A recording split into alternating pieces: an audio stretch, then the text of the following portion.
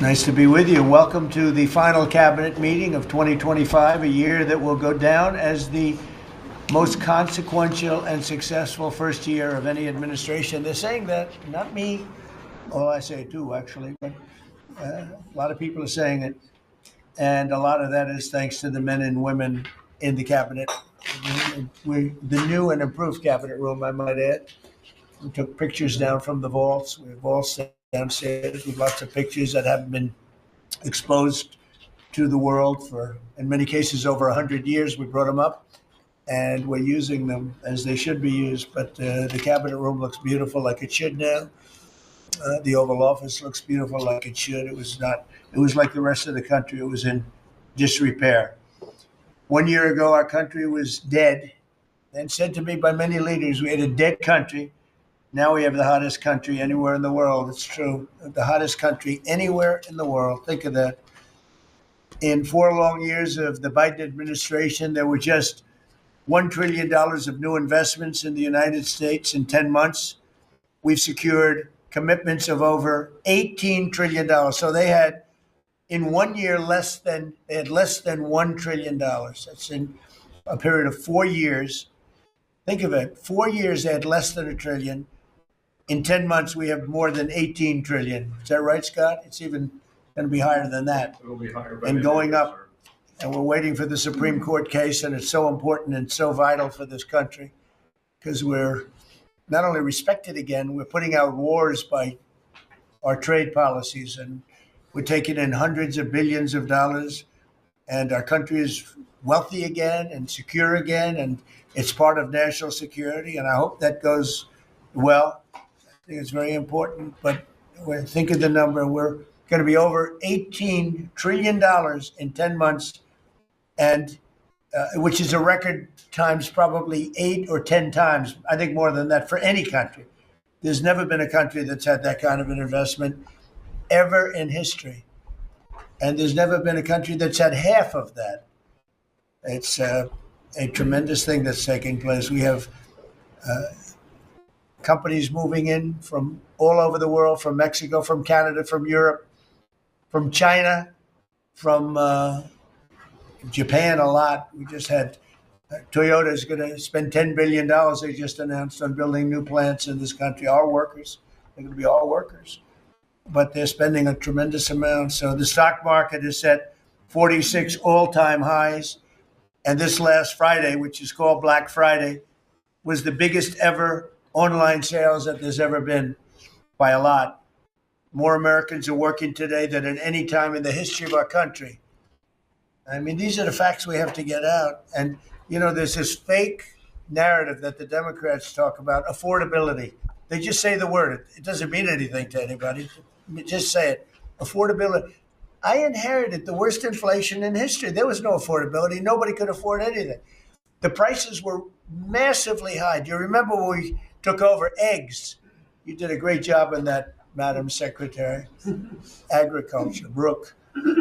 Eggs were 4 or 5 times higher than they had ever been. They said, don't order eggs for Easter at the White House. And we ended up doing it, and we got the egg prices way down, lower than what they were before. But the word affordability is a con job by the Democrats. They say affordable. I watched the other day where some very low IQ congresswoman talked about affordability. She had no idea. Their prices were much higher. As an example, energy gasoline. We're now at about $2.50 a gallon. We're going to be, I think, at $2 a gallon. We could even crack that at some point. I'd love to do it. And we could do it more easily if we weren't building up the strategic national reserves, which Biden emptied out before the election so that he could try and get elected. Meaning he started it, then he got thrown out of the race. Then she took over and she kept it going. And they emptied out these strategic national reserves, which are really meant for something else. They're not meant to keep people happy with their gasoline price. They're meant for war. They're meant for problems, big problems. He emptied it out, and then she continued it during the process of trying to get elected. Didn't work out too well for him. And they virtually brought it down to the lowest level, I believe, in history. And it didn't have much of an impact because the prices were very high. But our prices now for energy, but for gasoline, are really low. Electricity's coming down. And when that comes down, everything comes down. But the word affordability is a Democrat scam. They say it, and then they go on to the next subject. And everyone thinks, oh, they had lower prices. No, they had the worst inflation in the history of our country. Now, some people will correct me, because they always love to correct me, even though I'm right about everything. But some people like to correct me, and they say 48 years. I say it's not 48 years, it's much more. But they say it's the worst inflation that we've had in 48 years. I say ever. But whether it's 48 years or ever, it's pretty bad. We had the worst inflation that we've ever had. Since last January, we've stopped inflation in its tracks. And there's still more to do. There's always more to do, but we have it down to a very good level. It's going to go down a little bit further. You want to have a little tiny bit of inflation. Otherwise, that's not good either. Then you have a thing called deflation. And deflation can be worse than inflation. But we have it almost, we'll soon be at a perfect level. But we inherited the worst inflation. But we have 20 states that are now selling gasoline at less than the $2.75. Think of that, $2.75. And it was at $5 under Sleepy Joe. Grocery prices are down with the cost of Thanksgiving turkey this year down 33%. It was lower than 33% lower than under the Biden administration. Egg prices are way down 86%. Thank you. And mortgage rates, despite the fact that we have an incompetent chairman of the Fed, a real dope, who should reduce rates. I saw even Jamie Dimon said he should be reducing rates. I never saw Jamie Dimon say that. I wonder why he said that. But he really said it because he's right. But we have a guy that's just a stubborn ox who probably doesn't like your president, your favorite president. But they're going to be coming down. We'll be announcing somebody probably early next year for the new chairman of the Fed. I talked to Scott about taking the job, but he doesn't want it. You got the greatest job here. Yes, sir. Right? He said, no, I want to stay chairman. I want to stay right where we are, Treasury. And I think we're doing really great, aren't we? Huh? We're doing great, sir, and it's a great team to be part of. Yeah, no, it's amazing.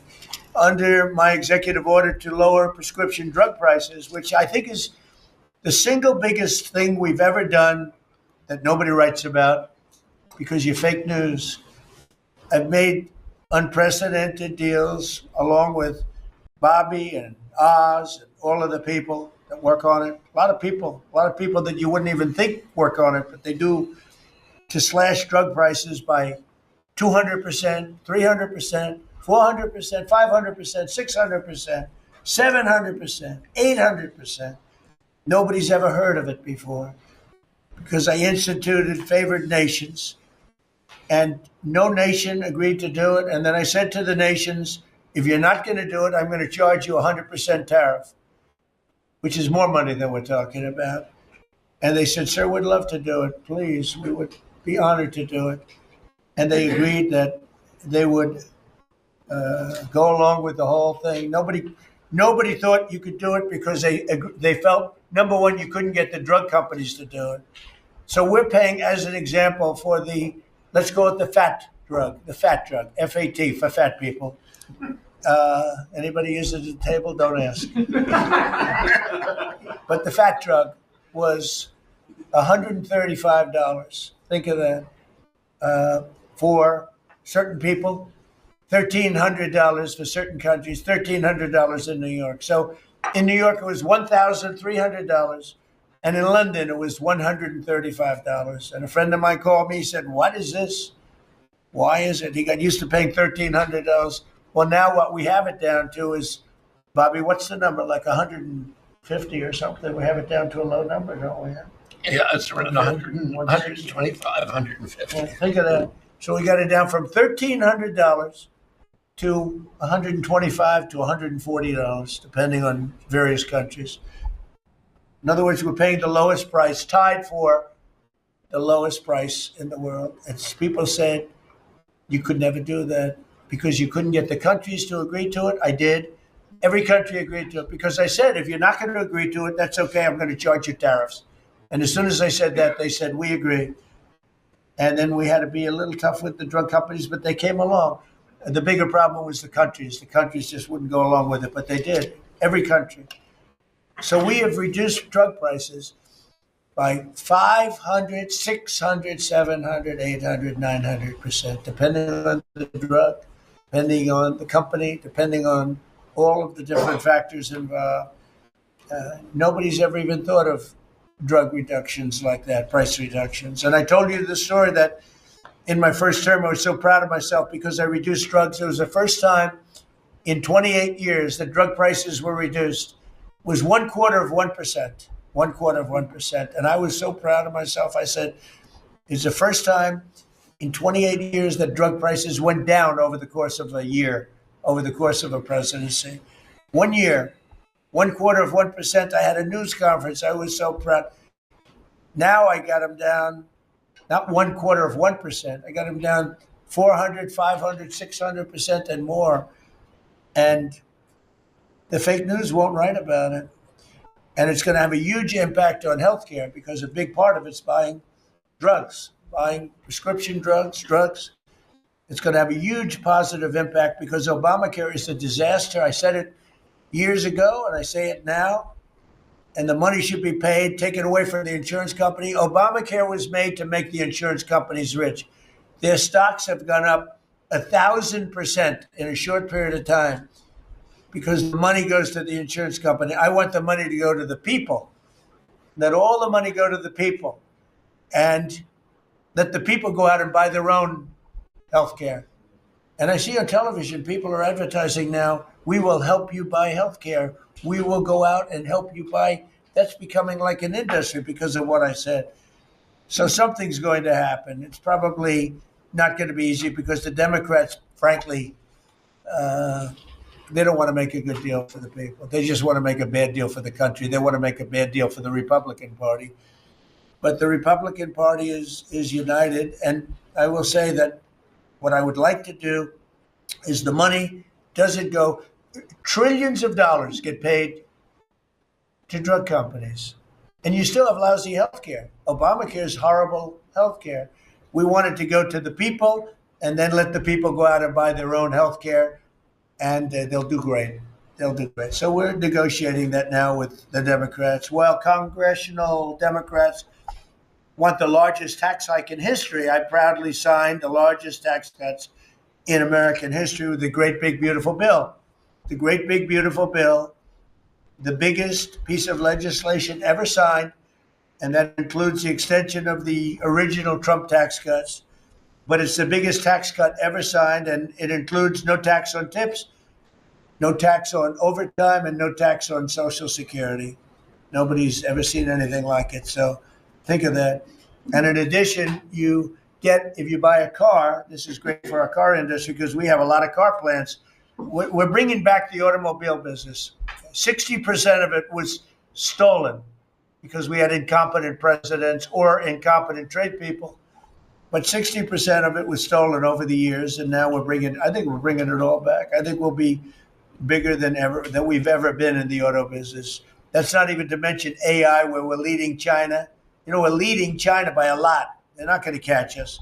We have to be smart, but if we're smart, they're not going to be able to catch us. They know that. They told me that. Next year is projected to be the largest tax refund season ever. And we're going to be giving back refunds out of the tariffs because we've taken in literally trillions of dollars. And we're going to be giving a nice dividend to the people in addition to reducing debt. As you know, I inherited a lot of debt, but it's peanuts compared to the kind of numbers we're talking about. So we're going to be making a dividend to the people. And additionally, we're going to be able to reduce debt. And as time goes by over the next 2, 3, 4 years, those numbers are going to go up. And I believe that at some point in the not too distant future, you won't even have income tax to pay because the money we're taking in is so great, it's so enormous that you're not going to have income tax to pay.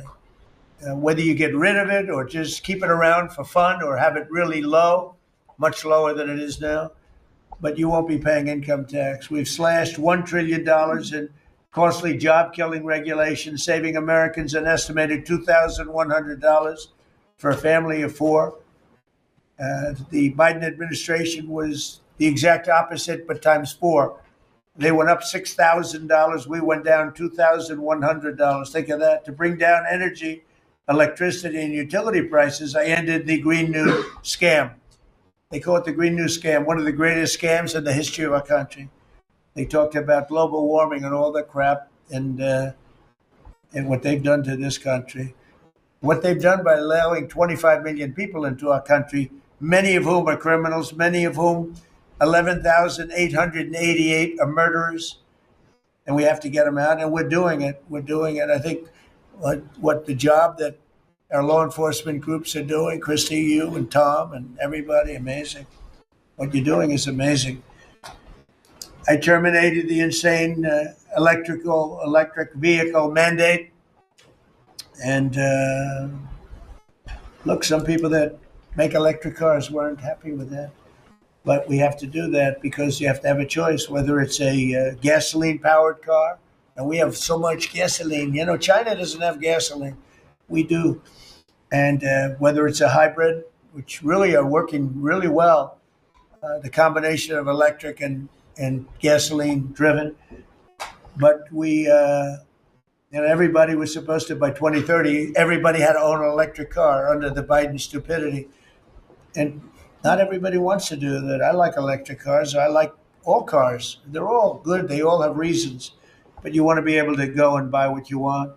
I opposed historic tariffs that are now bringing in so much money that nobody's ever seen anything like it. And countries that were ripping us off, including allies, but they were ripping us off for years. I won't use the names. I won't mention Japan. I refuse to mention South Korea. I will not mention names. But they were ripping us off like nobody's ever been ripped off before and taking horrible advantage of your country. But now we're making a lot of money. We're making a lot of money because of the tariffs that are pouring in. And it's really national security. Among everything else, it's national security. We've also rapidly turned the worst border crisis in world history. I believe we had the worst border ever in history. I don't care if you had a fourth world country. You know, we allow third world country in. We would allow fourth world war countries in also. It doesn't matter. There was never a border that was as bad as our border. We allowed anybody in with no checks, no vetting.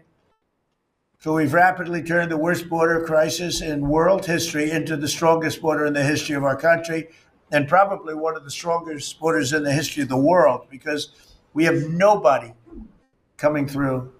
And I want to thank our people. The Border Patrol is so amazing, ICE, and I want to thank the military for the backup, because they're standing right behind them. And that was really nasty for a period of months, and now it's no longer nasty. Now they don't even come up. Nobody comes up. It's an easy job. It made your job a lot easier because they know they're not going to get through. And we take people in, but they have to come in legally. For 6 months in a row, 0 illegal aliens have been admitted into the United States. You believe that? 0. We had millions of people coming in a year, millions. Now we have 0 for 6 months. And these are given by radical left people that do the numbers. I mean, they're not doing me any favor. They're being we don't have our net numbers are unbelievable. But we had 0 people in the last 6 months. Illegal border crossings along the U.S.-Mexico border have plummeted to the lowest level ever recorded. Ever recorded. And nobody talks about that anymore. You know, it's crazy. They don't talk about it. You think they'd say, well, Trump's done a great job in the border. This country is being destroyed by the border. But you always find something new. Like, is he in good health? Biden was great. But is Trump in good health? I sit here, I do 4 news conferences a day. I ask questions from very intelligent lunatics, you people. And I give the right answers. There's never a scandal. There's never a problem. I give you answers that solve your little problems. You go back and you can't find anything, but you do stories about Biden was in wonderful health. The guy didn't do a news conference for 8 months. If I go one day, I had one day where I didn't do a news conference, there's something wrong with the president. You people are crazy. I'll let you know when there's something wrong. There will be someday. That's going to happen to all of us. But right now, I think I'm sharper than I was 25 years ago. But who the hell does? By the way, I took my physical. I got all A's, everything. But they said to me, would you like to take a cognitive test? I said, is it hard? They said, yes. I said, well, I'm a very smart person. Who was the last president to take one? No president has ever agreed to take one. Because when you get into the mid-questions, meaning, 10, question number 10, 11, 12, 28, 30, they get harder and harder. And they said, would you like to do it? I said, well, no reason to do it. Nobody's ever done it. I'll do it maybe, but there's really no reason. They said, sir, the problem is this is Walter Reed Hospital. And that's a military hospital. And that means that things are, sort of open. It's not like private where you have, if you do poorly, we'll have to, probably you'll find out. They said, I won't do poorly. I'm a smart person, not a stupid person. And as the doctor will tell you, I aced it. Right, Susie? I aced. I got every question right. And these are tough questions. These are questions that I would say 99% of the people that I'm talking to right now, meaning the people from the fake news, would not do well in those exams. But I'm the only one that took it. I got every single question right. And then I read in the New York Times, is Trump sharp? Trump is sharp, but they're not sharp. That's why they're going out of business, the New York Times. I hear that they're losing so much money, it's ridiculous. They're a bunch of fakers. But we can never let another thing happen like what happened to us with a fake election, with a rigged election, where a guy like Joe Biden assumes the presidency, because the man was grossly incompetent. And he was incompetent 30 years ago, but he was really incompetent for those last few years, and our country was put at great danger because of it. So for 6 months in a row, we had 0 people. Illegal border crossings along the U.S.-Mexico border have plummeted to the lowest level ever, ever, ever. Think of that. And the net benefit to our country is enormous, incalculable. America is strong and respected again. On the world stage, we're really respected. In fact, I went to a NATO and they were calling me the president of Europe. We're doing very well. We have a lot of respect. As you know, we have a problem with a war that our people are trying to settle now with Russia and Ukraine. We are not involved in the war monetarily anymore. Biden gave away $350 billion like it was candy. That's a massive amount of money. And much of it in cash, a lot of it in equipment. I don't give away anything. We sell the equipment to NATO. The European nations pay us for the equipment, 100% price. And then they bring it to Ukraine or whatever they do with it. But we're trying to get that settled. I've settled 8 wars. This would be the 9th. And our people are over in Russia right now to see if we can get it settled. Not an easy situation. Let me tell you what a mess. It's a war that never would have happened if I were president. Not even a chance. And it didn't happen for 4 years. We've renamed the Department of Defense the Department of War, and I thought that would be controversial. And frankly, I tell you what, I haven't met one person. There's not one person I've met that doesn't like it. Think of it. We won World War One, World War Two, everything in between, everything before it. And then we said, let's change the name. So we changed it back to what it was, Department of War, and Pete's doing a great job. We ended 8 wars. Think of that. 8 wars, but we're going to do one more, I think. I hope. I hope. Every time I end a war, they say, if President Trump ends that war, he's going to get the Nobel Prize. If I end that war. Well, he won't get it for that war, but if he ever gets it for the next war, now they're saying, if he ever ends the war with Russia and Ukraine, he's going to get the Nobel Prize. What about the other 8 wars? India, Pakistan. Think of all the wars I ended. I should get the Nobel Prize for every war, but I don't want to be greedy. Actually, the woman who got the Nobel Prize said, "You've got to be kidding. Trump deserves the Nobel Prize." So that was very nice of her. I appreciate it, which is true, actually. But I don't care about that. You know what I care about? I care about death. I care about all the people that are dying. And last month, 27,000 young people died, mostly young people, mostly soldiers, despite some missiles being shot into Kiev and other places.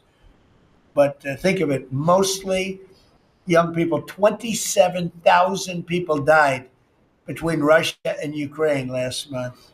What a shame. So we're restoring law and order to our cities and towns. If you look at what's happened, and I want to pay my deepest respects to those 2 incredible people from the National Guard in West Virginia they came from. I spoke to their parents. Sarah is gone. She passed away. She's looking down on us now, and she loves her parents, and they loved her. They were. Somebody said, "How are they doing?" I said, "The word is devastated." Doing. How are they going to do? They're devastated. The rest of their lives, they're going to be devastated. She was an incredible person, highly respected, top of her class, everything. She was like a perfect human being. 20 years old, just started. She was like a baby. She was so proud. They were giving her a promotion. And she told her parents that she was getting a promotion, and they were so proud of her. Then they get a call that this happened. And we have one young man who's fighting for his life. He's fighting very hard. I think he's probably doing better than anybody. And they said he didn't have a chance. I'll tell you, the one who said he's going to live is his mother. He spoke to his mother. "Sir, he's going to live." I spoke to her very soon after this horrible event took place with this scum that is able to come into our country. I spoke to his mother. "Sir, he's going to be okay. I'm telling you." No doctor thought that. Nobody thought that. He was hitting bad places, and she was like so positive. It was incredible. And it's possibly right, Pam, right? Possibly right. Boy, it would be amazing. If he lives, it would be amazing. A miracle, actually. But we're very proud of those 2 people. We're very proud of the National Guard. We're very proud of our military and our police and our firemen and women. If you go back and take a look a year ago, year and a half ago, it all changed, I think, on November 5th, the day of the election. But you go back before that, you couldn't get people to join the military, Pete, right? They didn't want anything to do with military. They wanted nothing to do with joining the police or the fire. They wanted nothing to do with anything. They had no spirit. The country had no spirit, nothing. And now we just had the highest recruitment in history. And we're getting great people. We're getting great people. And I will say, despite what just happened, Washington, D.C. has become a really safe place. And I guess this lunatic probably was upset that the National Guard is so effective, because we were really, really effective, and we are. And Washington, D.C. is now considered a very, very safe city. We had crime numbers a year ago that was so bad, embarrassment, that the city, the capital of this country, could have numbers like that. And Washington now is, no murders, no this. It's been a miracle also what happened here. And now we're in Memphis, and we're going to New Orleans pretty soon. Over there, the governor called me. He'd like to have us go there. Governor Landry, great guy, great governor. He's asked for help in New Orleans, and we're going to go there in a couple of weeks.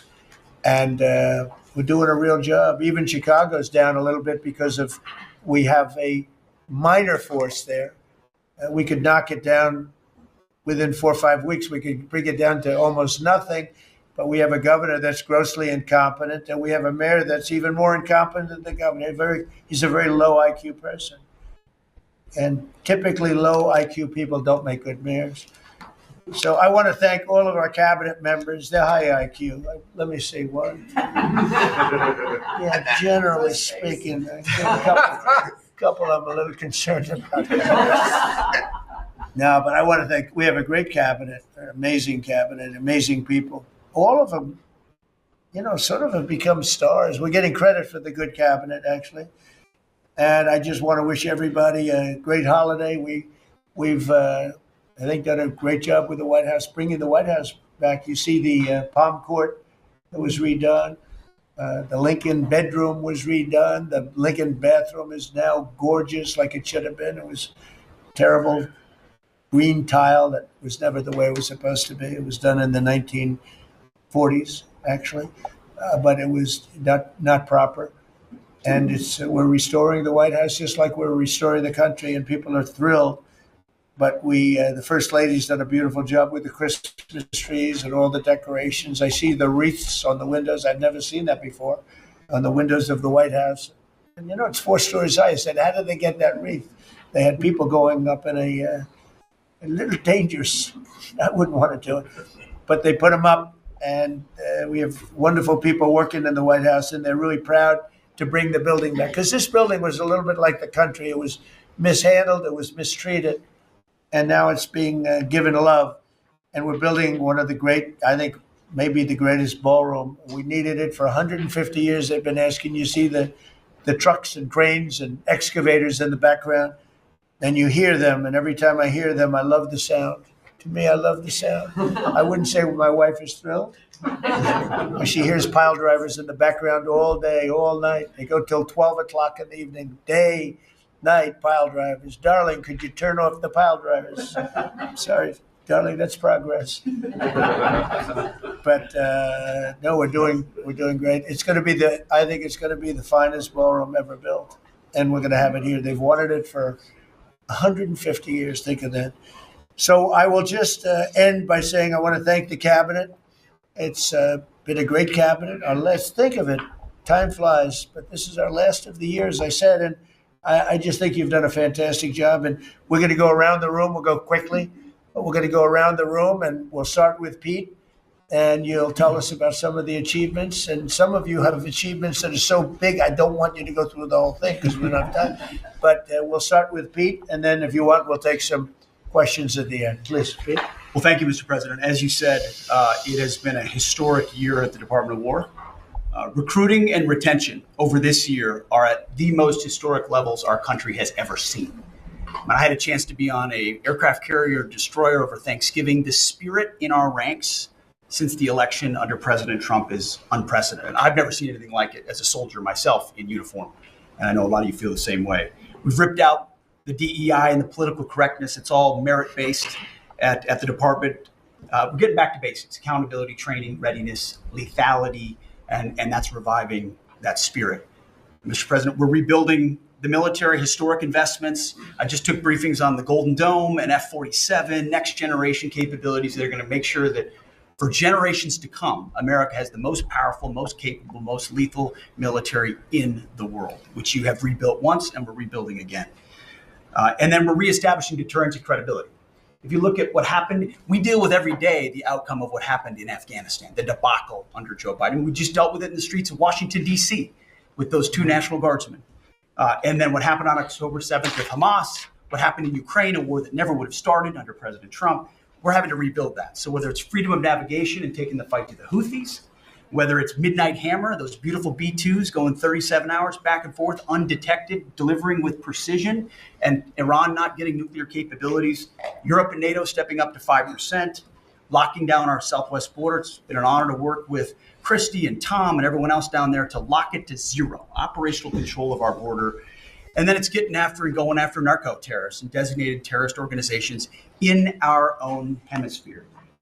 As I've said, and I'll say again, we've only just begun striking narco boats and putting narco terrorists at the bottom of the ocean because they've been poisoning the American people. And Joe Biden tried to approach it with kid gloves and allowed them to come across the border. Cartels take over community, 20 million people, hundreds of thousands of Americans poisoned. And President Trump said, no, we're taking the gloves off. We're taking the fight to these designated terror organizations. And that's exactly what we're doing. So we're stopping the drugs. We're striking the boats. We're defeating narco terrorists. And we're standing. And Peter, you may say one thing, that drugs coming in through the sea by sea are down 91%. And I don't know who the 9% is. I'm not sure either, sir. But down 91% by sea. We've had a bit of a pause because it's hard to find boats to strike right now, which is the entire point, right? Deterrence has to matter, not arrest and hand over and then do it again, the rinse and repeat approach of previous administrations. This is meant to get after that approach. And I will just end by saying, as President Trump always has our back, we always have the back of our commanders who are making decisions in difficult situations, and we do in this case and all these strikes. They're making judgment calls and ensuring that they defend the American people. They've done the right things. We'll keep doing that, and we have their backs, Mr. President. Good job. Thank you very much. Howard? So we set out to stop the ripoff of the United States of America. This is about global change of trade. We've been ripped off since 1945 when we set this policy. So we set out, and together with my partners, Jameson Greer and Scott Bessent, we set out to change that. So we started, the first one was the UK deal, right? We asymmetric. They pay us 10% and we get charged nothing. That allows us to export, and that began the process. Then we did the biggest, the European Union, 450 million people, $20 trillion economy. They completely opened their borders to us, and we charge them 15%. That makes America $100 billion a year and turns it back to where our economy is the best. And so it proved that President Trump's trade agenda was the right trade agenda. Then we go to Japan and Korea. They offer us $750 billion in cash to build in America at the president's direction. And we're going to start, as an example, nuclear, right? We need to have a nuclear arsenal in America of power, the generation of power. So we're going to build hundreds of billions of dollars financed by the Japanese and the Koreans, meaning they give us the money, we build it here, and we split the cash flow 50-50. We're going to build ships, $150 billion worth of ships in America. That changes the way things work, right? After those trade deals, then you go to how are we going to reshore, right? Let's start talking about the auto industry, right? We've been competed against by Koreans, the Japanese, the Europeans. We're kicking our tail. President Trump changed it. 25% tariffs, bring it all home. This year, General Motors stock up 40%, Ford up 34%. And on the same day that we announced we had set all the tariffs, Sean Fain, the head of the United Auto Workers, called and said, I can't believe I'm calling a Republican Secretary of Commerce to tell the president that this is the greatest administration for auto workers in America. Stocks up and the auto workers up. That proves that President Trump understands how to take care of the whole ecosystem, both the companies and, more importantly, the people who work there. Semiconductors, right? We didn't build any. The Biden CHIPS Act was a $60 billion giveaway, right? We've now turned that. $300 billion is committed to America. That's going to go up to $750 billion in the next 60 days, right? And then you go to pharmaceuticals, right? $250 billion being invested in America, and then working together with Bobby Kennedy, right? Pounding away on that MFN, working together as a joint team. They're coming to over $250 billion and cutting prices in half. We did the golden share of U.S. Steel to make sure the Mon Valley is protected. Intel gave us 10% of the company, make tens of billions of dollars, right? And the last thing I will say is a year ago today, I was working on transition with President Trump, right? To build the greatest cabinet ever for the greatest president ever. And I, as I sit here today, I can't be more proud of how you did it, sir. You've created the greatest cabinet. It is a joy to be at this table. You know, one thing we will mention. So they came to see me from Intel, and they had a problem. I said, look, we'll fix your problem, but I think the United States is entitled to 10% of your company. And the chairman looked at me and he goes, you have a deal. Tell how much money have we made since I made that deal? It's only 40 billion. 40 billion. We made $40 billion. That was, what, 3 months ago. Does anybody write about it? Nobody writes about it. That's okay. Mr. Secretary, how we doing with Well, Mr. transportation? President, so just quickly on aviation, many of you heard that we have an infrastructure made of copper. We have to transition to fiber. The last administration said it was going to take more than 10 years to complete the transition from copper to fiber. They had no plan to actually do it. We have already completed a third of this transition from copper to fiber. Now it's going to take longer for us to go from analog to digital. By the way, the rest of the world transitioned 20 years ago from analog to digital. We are just going to do that at the FAA right now, but we're buying new radios. We're going to buy new radar. By the way, those radar are going to be made in America, Mr. President. This phase of the operation will be completed by the time you leave office. It's 3 years. I do need another $20 billion, Congress, to start the second phase, which is really important, and we'll try to get that done also in that 3-year time period, but we need the money, critically important. With regard to commercial driver's license, I think we've covered a lot the crashes that have taken place around the country. And what we found is there have been states that have issued commercial driver's license to foreigners, and they've gone through sham schools, and they're not safe on American roadways. And so in partnership with Secretary Noem, we have driven those numbers down. We've got California, Gavin Newsom, to revoke 17,000 unlawfully issued licenses. We've closed down half of the fake schools that give out these fake licenses, all critically important.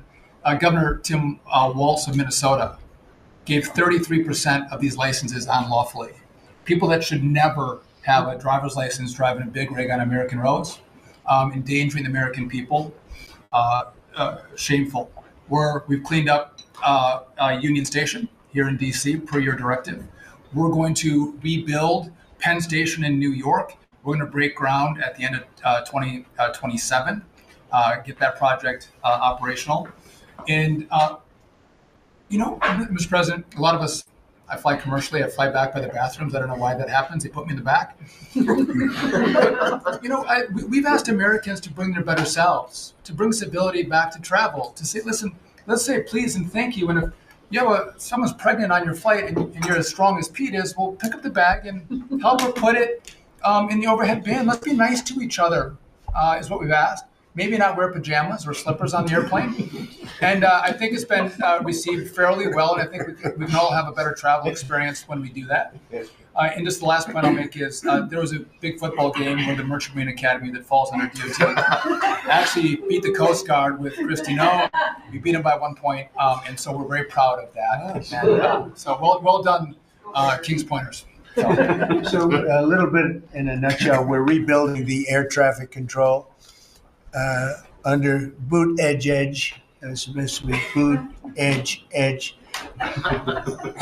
Who's another grossly incompetent person? He'd get in his bicycle, ride to work. And he was just terrible. What they do is they take the fiber optics and they take fiber trying to hook it into copper. And fiber and copper don't mix. You can't do it. But people knew that for the last 30 years since they started doing the fiber. And they spent billions of dollars, and it didn't work. And you saw that by the helicopter crash. You saw that by Into the Plane. You saw that by a lot of things. So we're doing a brand new air traffic control system, and it's going to be the best, and it's going to be from top to bottom. And we have the 3 top companies in the world bidding on it. And it's going to be one bid, and we're going to have one company responsible, and it'll be the best system. And it's going to make look, our skies are safe. Otherwise, we wouldn't let people fly. But we're going to have the safest skies. We're going to have the best system anywhere in the world. We're also going to rebuild Dulles Airport because it's not a good airport. It should be a great airport, and it's not a good airport at all. It's a terrible airport. It was incorrectly designed with a good building. Actually, it's got a beautiful terminal. Saarinen was the architect, one of the greatest architects in the world at the time, a great architect. And so they have a great building and a bad airport. But we're going to turn that around, and we're going to make Dulles Airport, serving Washington and Virginia, Maryland, etc. We're going to make that into something really spectacular. We have an amazing plan for it, and other things. But yeah, you're doing a really good job. I appreciate it. The people movers of Dulles, we had a crash recently.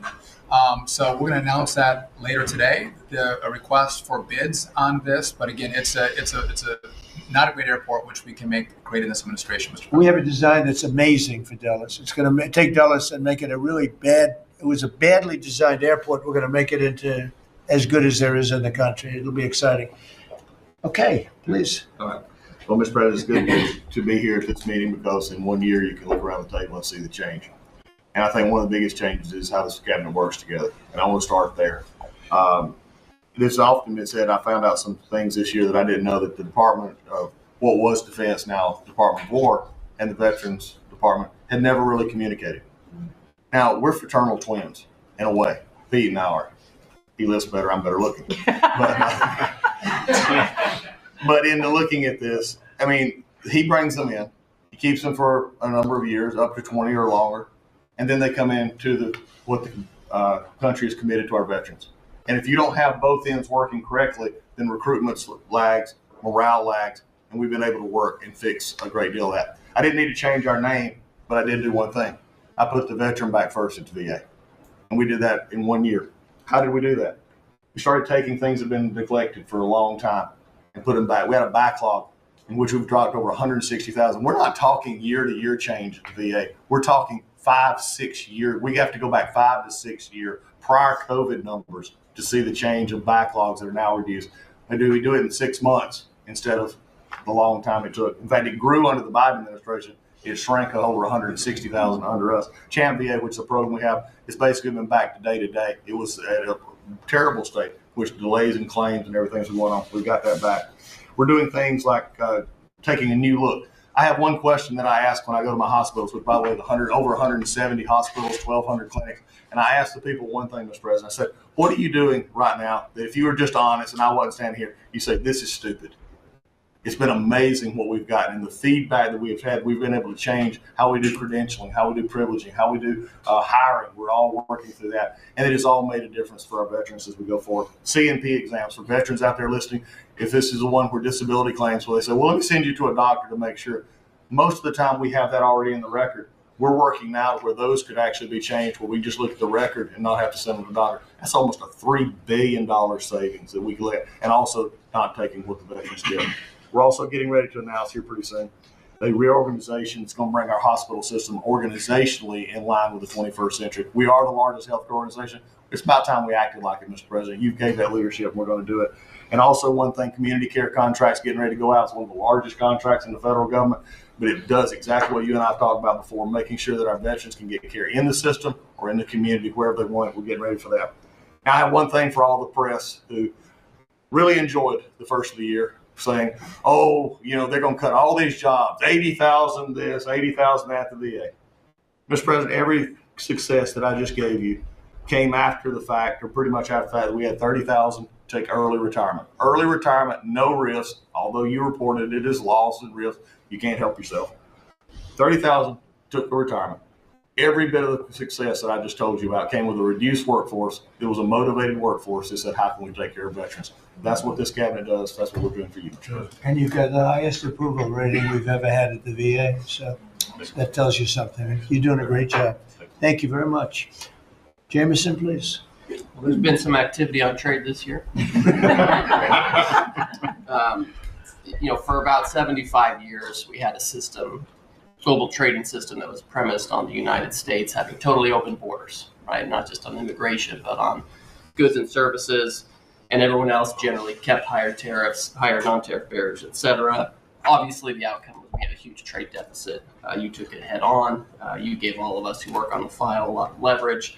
So we spent the past 10 months or whatever we've been doing now, just going around the world and flipping the script. So now we're in a situation where we've protected our industries, we have the tariffs, and the other countries have decided to take their tariffs down and non-tariff barriers. And we've done it in a very constructive way.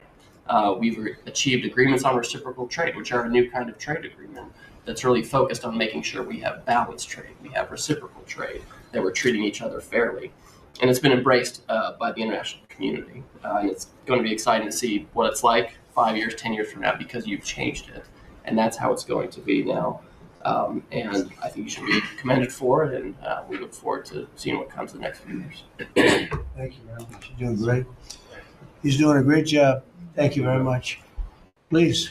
Thank you, Mr. President. Last time I was here, I said that the amount of dereg that we had for regulatory was 30-1. Since then, it's up to 48-1. Your goal had been 10-1, which was in excess of 6-1 in the first term. It's actually much higher than that, but I made my team redo the threshold a little bit because it sounded so unbelievable.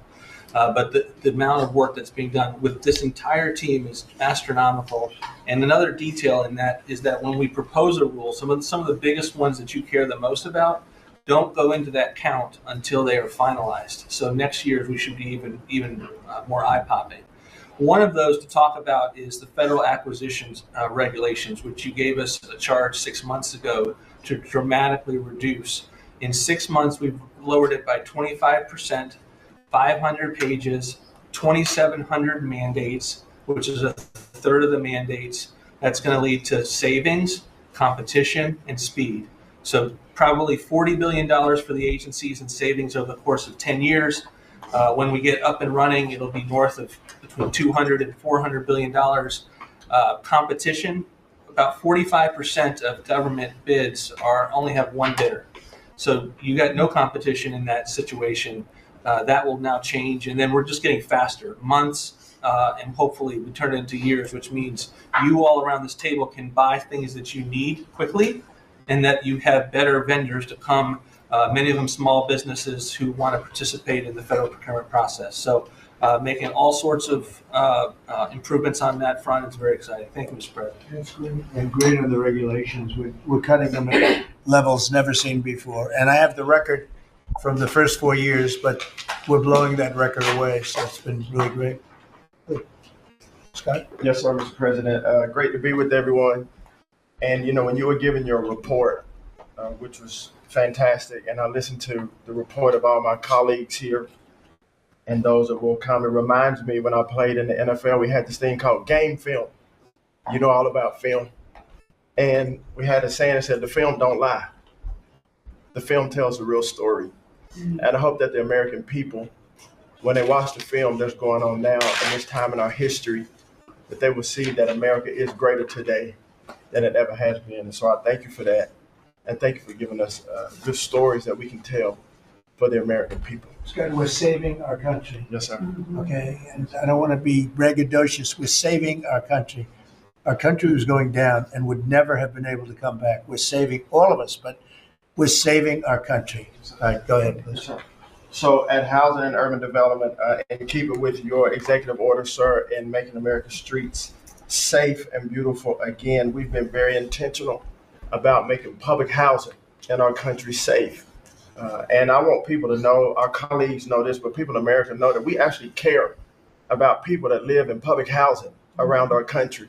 A lot of public housing is wrought with crime, sex trafficking, drug trafficking, illicit drugs, illegal aliens living in public housing. But we've put them on notice to let you know that it's not lost on us. We care about the people. We're paying attention to it, and we're going to root out crime in public housing. We've been very focused on working with the Memphis Safe Task Force, the DC Safe and Beautiful Task Force, working with Pam and Chrissy and others, and law enforcement. Our law enforcement is tremendous.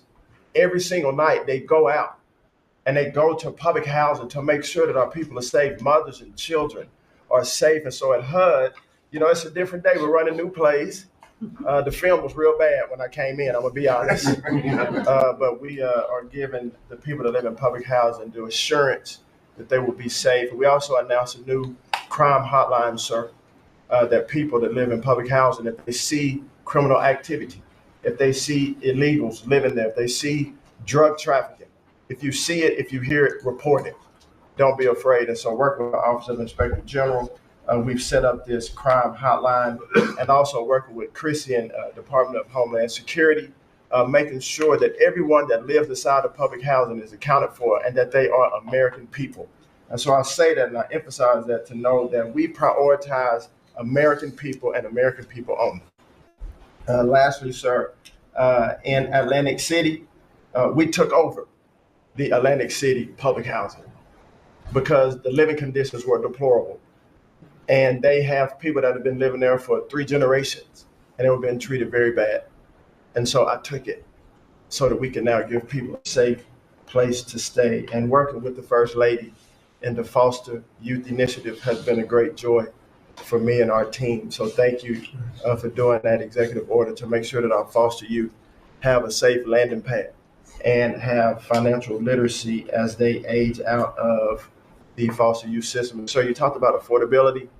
HUD has supported over 1 million Americans in home ownership and affordability, and over 560,000 are first-time home buyers. So I hope that the press will write about that good news, that 1 million people are able to own a home and to refinance their homes. And so we are moving our building from DC to Alexandria, Virginia. So thank you for your support. We're going to save the American people about $500 million.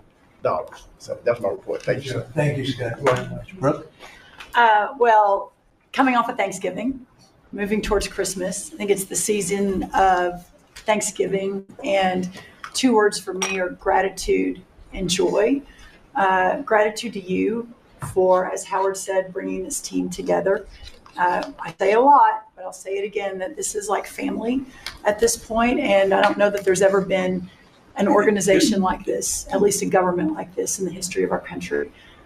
These jobs are hard, but the joy every day in getting to fight for America and save the country is the privilege of all of our lifetimes, I believe. So thank you for that. At U.S. Department of Agriculture, the People's Department, Abraham Lincoln launched this department in 1862. But under your leadership, we have finally, again, put farmers and ranchers and rural America first. In the last year, it's no longer DEI, climate change, sending out money based on the color of a farmer's skin. It's now about literally putting farmers back at the center of it. And under the last administration, we talked a lot about affordability. We'll continue to talk about that. But under the Biden administration and the destruction of our economy and the cost of inflation, interest rates for farmers and ranchers went up 73%. Labor went up 47%. Fertilizer went up 36%. Fuel went up 28%. So when you think about the extreme economic strain that a lot of our farmers are under in our farm economy, these are massive, massive numbers that will take some time to get out from under. But we've already seen the beginnings of the movement toward more affordable food, housing, fuel, et cetera. And that will only continue to trend as we work to solve those issues. My partners in trade, of course, they do the work, but I'm constantly talking to them about selling more soybeans, selling more corn, getting more of our products out. But when we really think about how to solve for this idea that for so long our farmers, many of them have been farming for government checks instead of moving their product around the world, these trade deals change that forever. And it isn't one trade deal or 2 trade deals, it's dozens of trade deals. And so talking about rural prosperity and bringing the golden age back to rural America, which has been lost for too long. We're going to focus on that next year, hopefully with our vice president, many of our cabinet members. But the opportunity to do that under these new trade deals is unprecedented. And so just putting farmers first, our ranchers first, Mr. President, is such a huge priority and an accomplishment of the last year. The second quick thing is lawfare. And I know you know this better than anyone in the country. When a government politicizes and weaponizes their power to go after average, everyday Americans, well, from you, the top of the heap as president, but all the way down to the ranchers in South Dakota, the Maud family, who were facing jail time over a fence line dispute that had been in their family for 130 years. We fixed that. The Henry family in New Jersey, who were facing their farm being taken away for eminent domain to give to affordable housing. We fixed that. So being able to completely change the trajectory of private property rights, but especially as it has to do with our farmers and ranchers and our rural communities, changes everything for our country. And then the third thing, we have so much great things to talk about at USDA, but the third thing, which became very much a part of the national conversation during the Democrat shutdown, was SNAP reform, food stamp reform. When all of America saw what so many of us know and have been working on, but when you have so much rampant fraud in a program that 42 million Americans participate in, now a big good piece of news that I hope is written about, since you became president, about 800,000 of those 42 million have moved off of food stamps, which is hopefully the plan with better jobs, higher wages, et cetera. But still, when we found 186,000 dead people's Social Security numbers being used, 500,000 people receiving benefits more than twice. We had a couple of people receiving benefits in 6 states. In February of this year, we asked for all the states for the first time to turn over their data to the federal government, to let the USDA partner with them to root out this fraud, to make sure that those who really need food stamps are getting them, but also to ensure that the American taxpayer is protected. 21 states said yes, not surprised. 29 states said yes, not surprisingly, the red states. And that's where all of that data, that fraud comes from. But 21 states, including California, New York, and Minnesota, the blue states, continue to say no. So as of next week, we have begun and will begin to stop moving federal funds into those states until they comply and they tell us and allow us to partner with them to root out this fraud and to protect the American taxpayer. As Joe Biden was working to buy an election a year ago, he increased food stamp program funding by 40%. So now as we continue to roll that back. So the partnership in Making America Healthy Again is also in food stamps, but a lot of what Bobby and I are doing together is really remarkable. But again, just gratitude and joy for this work, and so grateful to you. The final thing I'll say, a lot of gratitude to Secretary Marco Rubio for wearing his Aggie maroon tie as a reflection of Texas A&M beating Florida handily about a month ago. So, Marco, I want to thank you, and much gratitude and joy in my heart as well. Yes. But thank you, sir. We also have to say something about China with one of the largest purchases ever in our country, the soybeans. Yes, sir. And so I want to thank President Xi. We had a great meeting. We were in South Korea, and I went to a lot of other places too, but we met in South Korea, and President Xi was great.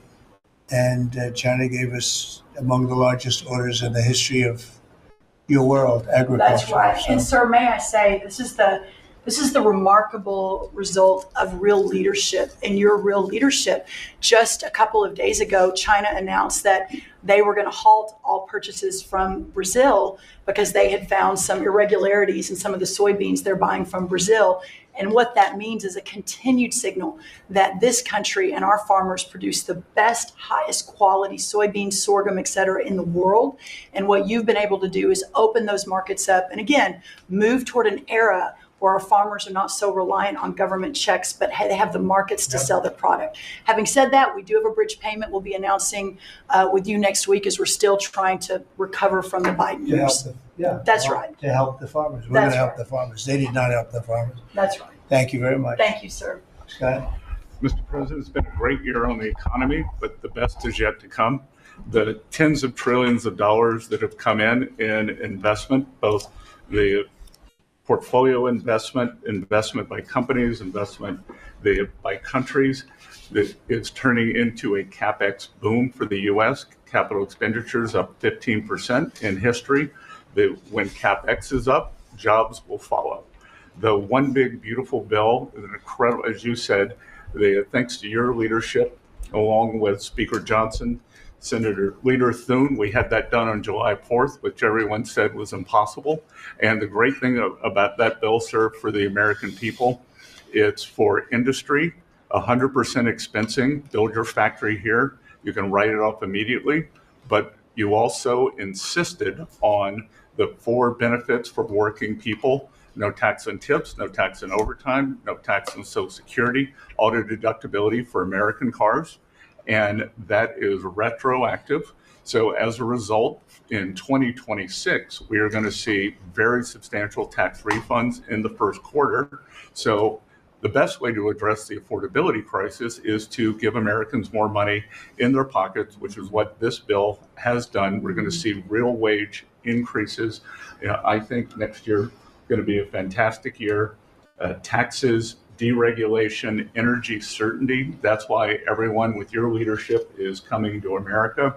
Bond market had its best year since 2020. Everyone said couldn't be done. So we're going to have growth. We've had 2 4% quarters before the Schumer shutdown.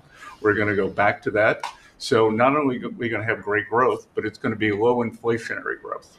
And stock market obviously is following, but next year is going to be the year for Main Street as all this kicks in. And you came in, immigration, I called it the 3 I's, immigration, interest rates, and inflation, that were killing the American people. Close the border, the promise kept. Interest rates are down, and 10-year bond, again, best year since 2020. And inflation led by energy prices is going to roll next year. I think it's going to be a fantastic year. We can look back, be very proud of this year, but I think 2026 is going to be great for the American people. Thanks to you. It'll be great. Thank you very much.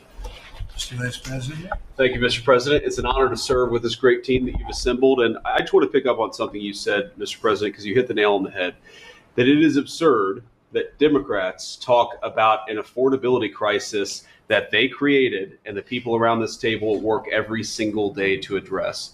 You'll hear a lot of statistics today. You hear a lot of statistics in our political conversation. I think the most important statistic for the American people is that under the Biden administration, the average American family lost over $3,000 of household income. And under the first 10 months of this Trump administration, they have gained over $1,000 of household income. What that says very clearly is that we are fixing the problem that Joe Biden and the Democrats created in the last administration. If you look at every affordability crisis that's confronting the American people today, it is traceable directly to a problem caused by Joe Biden and congressional Democrats. Why did homes get so unaffordable? Because we had 20 million illegal aliens in this country taking homes that ought by right to go to American citizens. Why did tax bills get so unaffordable? Because Democrats were raising taxes while congressional Republicans under the president's leadership were now cutting taxes. Why did food get so expensive? Because we printed trillions of dollars and threw it into green scams that made our agricultural economy suffer while Americans were paying higher prices for food.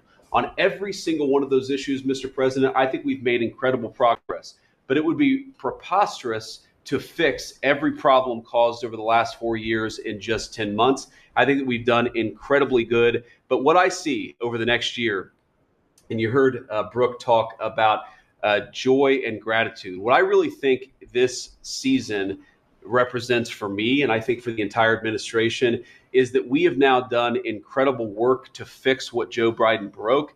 And I think the next year in American growth and American prosperity could be the best year that we've had in the United States of America. It's going to happen because we're all working hard. It's going to happen because we have the greatest country in the world. But I think for congressional Democrats in particular, if they want to talk about affordability, they ought to look in the mirror. We are fixing what they're broken. We're proud to do it. It's the job that we were elected to do. But I think 2026 is going to be the year where this economy really takes off. Thank you very much. Thanks, sir. Great. Pam? President Trump, thank you for talking about Sarah. Heartbreaks for her family. And Andy is doing well. His parents, Melody and Jason, wanted me to tell you, and I was with them yesterday in the hospital. He's a miracle. I was there when the surgeons came in, and they wanted you to know this.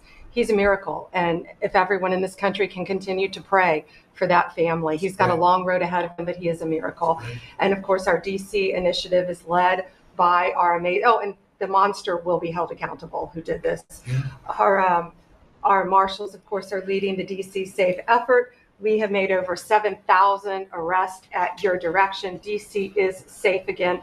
Working with everyone around this table, Pete and everyone. Scott and I were in Memphis together last week, And everyone, and Bobby, your HHS, doctors and medics are on the ground to help people in Memphis and DC.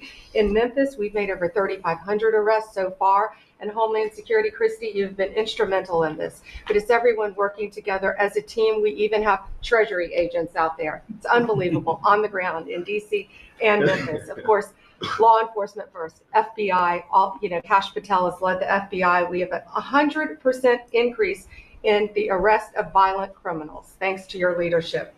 DEA, led by Terry Cole, over 45 million fentanyl pills, 4,200 kilos fentanyl powder. That is the equivalent of 347 million potential lethal doses. That's unbelievable that you've taken off the streets of our country. And the weight of all the drugs combined taken off by DEA is the weight of 17 full semi-trucks of the drugs just since you've been in office. The drugs that had flowed into this country under the previous administration. ATF, led by Rob Sakata, has seized more than 31,000 illegal guns. 31,000. Unbelievable at your leadership. 19,000 of those were from trafficking cases. We've been sued on the legal front now. We have been sued 575 times. 575 times. More than every administration going back to Reagan combined. Most recently, yesterday, I was sued by an immigration judge who we fired. One of the reasons, she said she was a woman. Last I checked, I was a woman as well. 24 Supreme Court wins, President Trump, 92% success rate. We told you it would take a while to get to the Supreme Court. We're doing it at record speed, led by John Sauer, of course, Sarah and Hosh, all working together. Immigration, we're winning. Nationwide injunctions, ending DEI funding, working to secure that our federal workforce is aligned with your America First agenda, representing pretty much everyone in this room. We met with your general counsel yesterday, Doug, working with everyone. It's nonstop. ICE, of course, we're winning there with Christy. We're Brooke, SNAP benefits, won there. Marco, USAID. Pete, National Guard, of course, going nonstop. Our U.S. attorneys are fighting violent crime, working around the clock to make America safe again, which was your directive. Our Civil Rights Division, suing Gavin Newsom 3 times now, Prop 50, keeping boys out of girls' sports, and in-state tuition for illegal aliens. We've sued over election integrity. We are litigating major universities with Linda. Thank you, our Civil Rights Division, for everything that you've done to end DEI in our schools. Our Civil Division fighting sanctuary cities every single day. And of course, our Antitrust Division with Google, major settlement. Our attorneys are working on terrorism, TDA, MS-13, Antifa, President Trump. We've charged more than 500 defendants with assault on federal officers, thanks to your directive.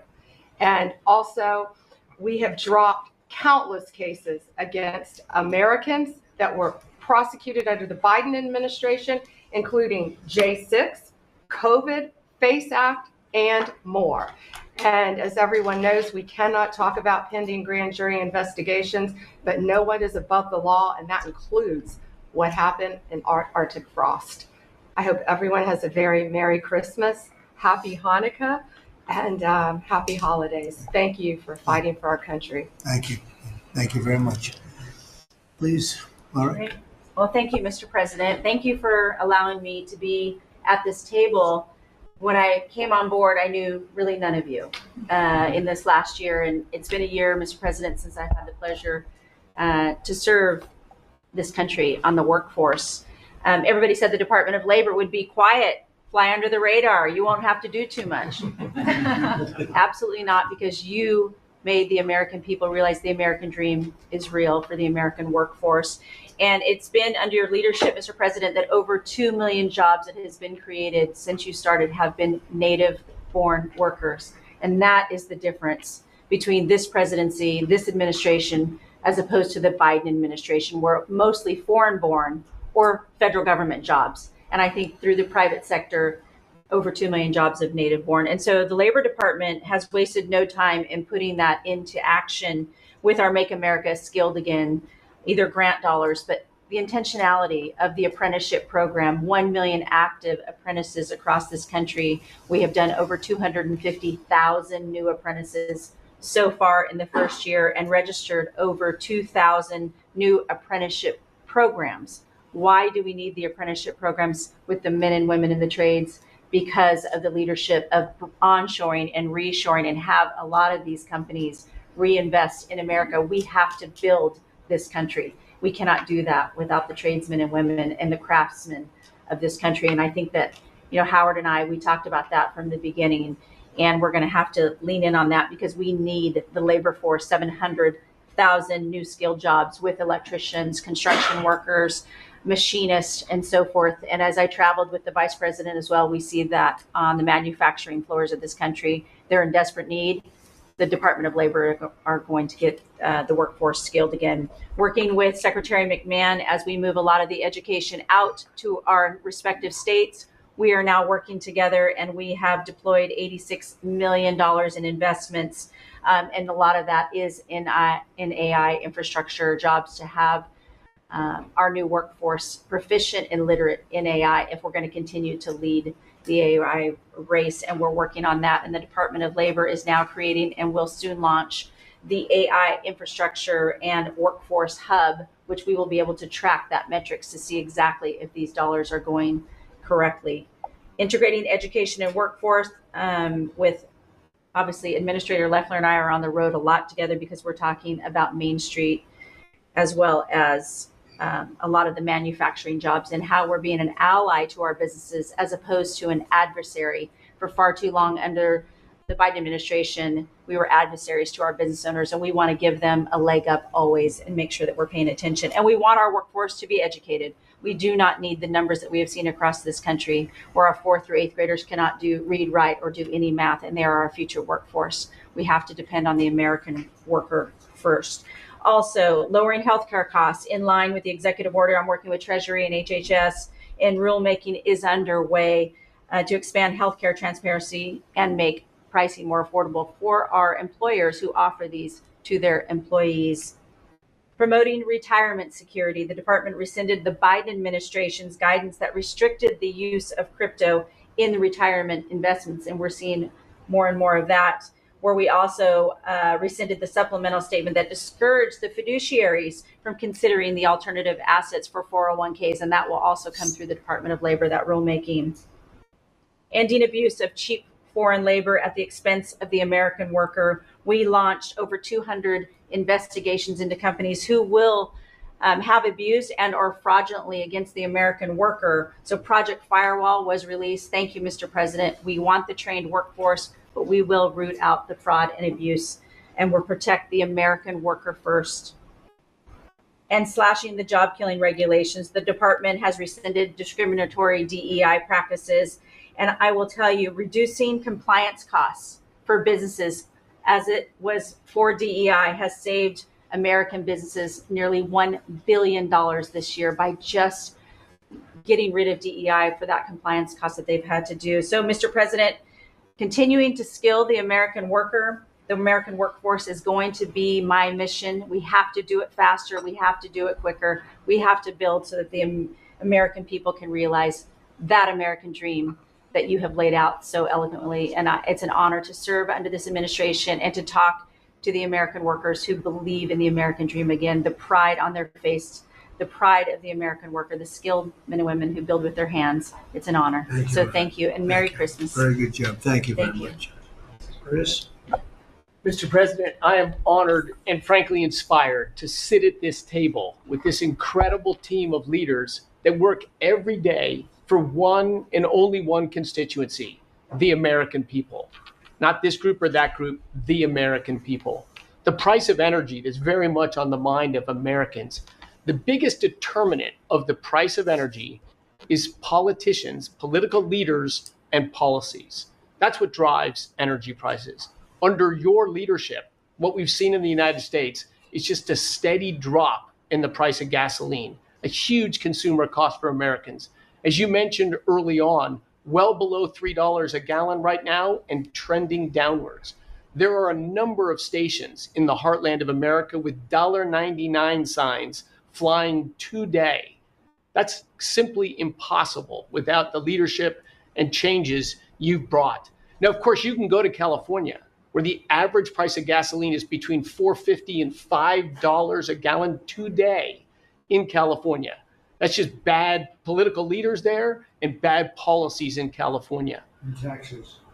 And taxes. Taxes they charge on gasoline are just insane. Terrible. And electricity prices is a very parallel story, but it's a bigger moving ship, so the changes are a little bit slower. But Americans are outraged at a roughly 30% rise in the average price of electricity across this country. But everything we are doing together is going to reverse that. Not just stop the rises, but start a downward trajectory in electricity prices. And I can say that with confidence, not because we think these policies will work. We know these policies will work, and I'll get to that in a second. We're going to stop closing power plants. We've already done that, of course. Stop closing the coal power plants and natural gas plants that were shut down. We've got over 30 gigawatts of generators just sitting there today, not allowed to run. Well, of course, we're fixing that immediately. We're going to bring on from our existing grid tens of gigawatts more capacity that'll drive down the cost of electricity. But if we look at the last 5 years to see what works and what doesn't work, the most Trump-aligned policies in the electricity sector were by, no surprise, one of your cabinet members, Secretary Burgum, for 8 years governor of North Dakota.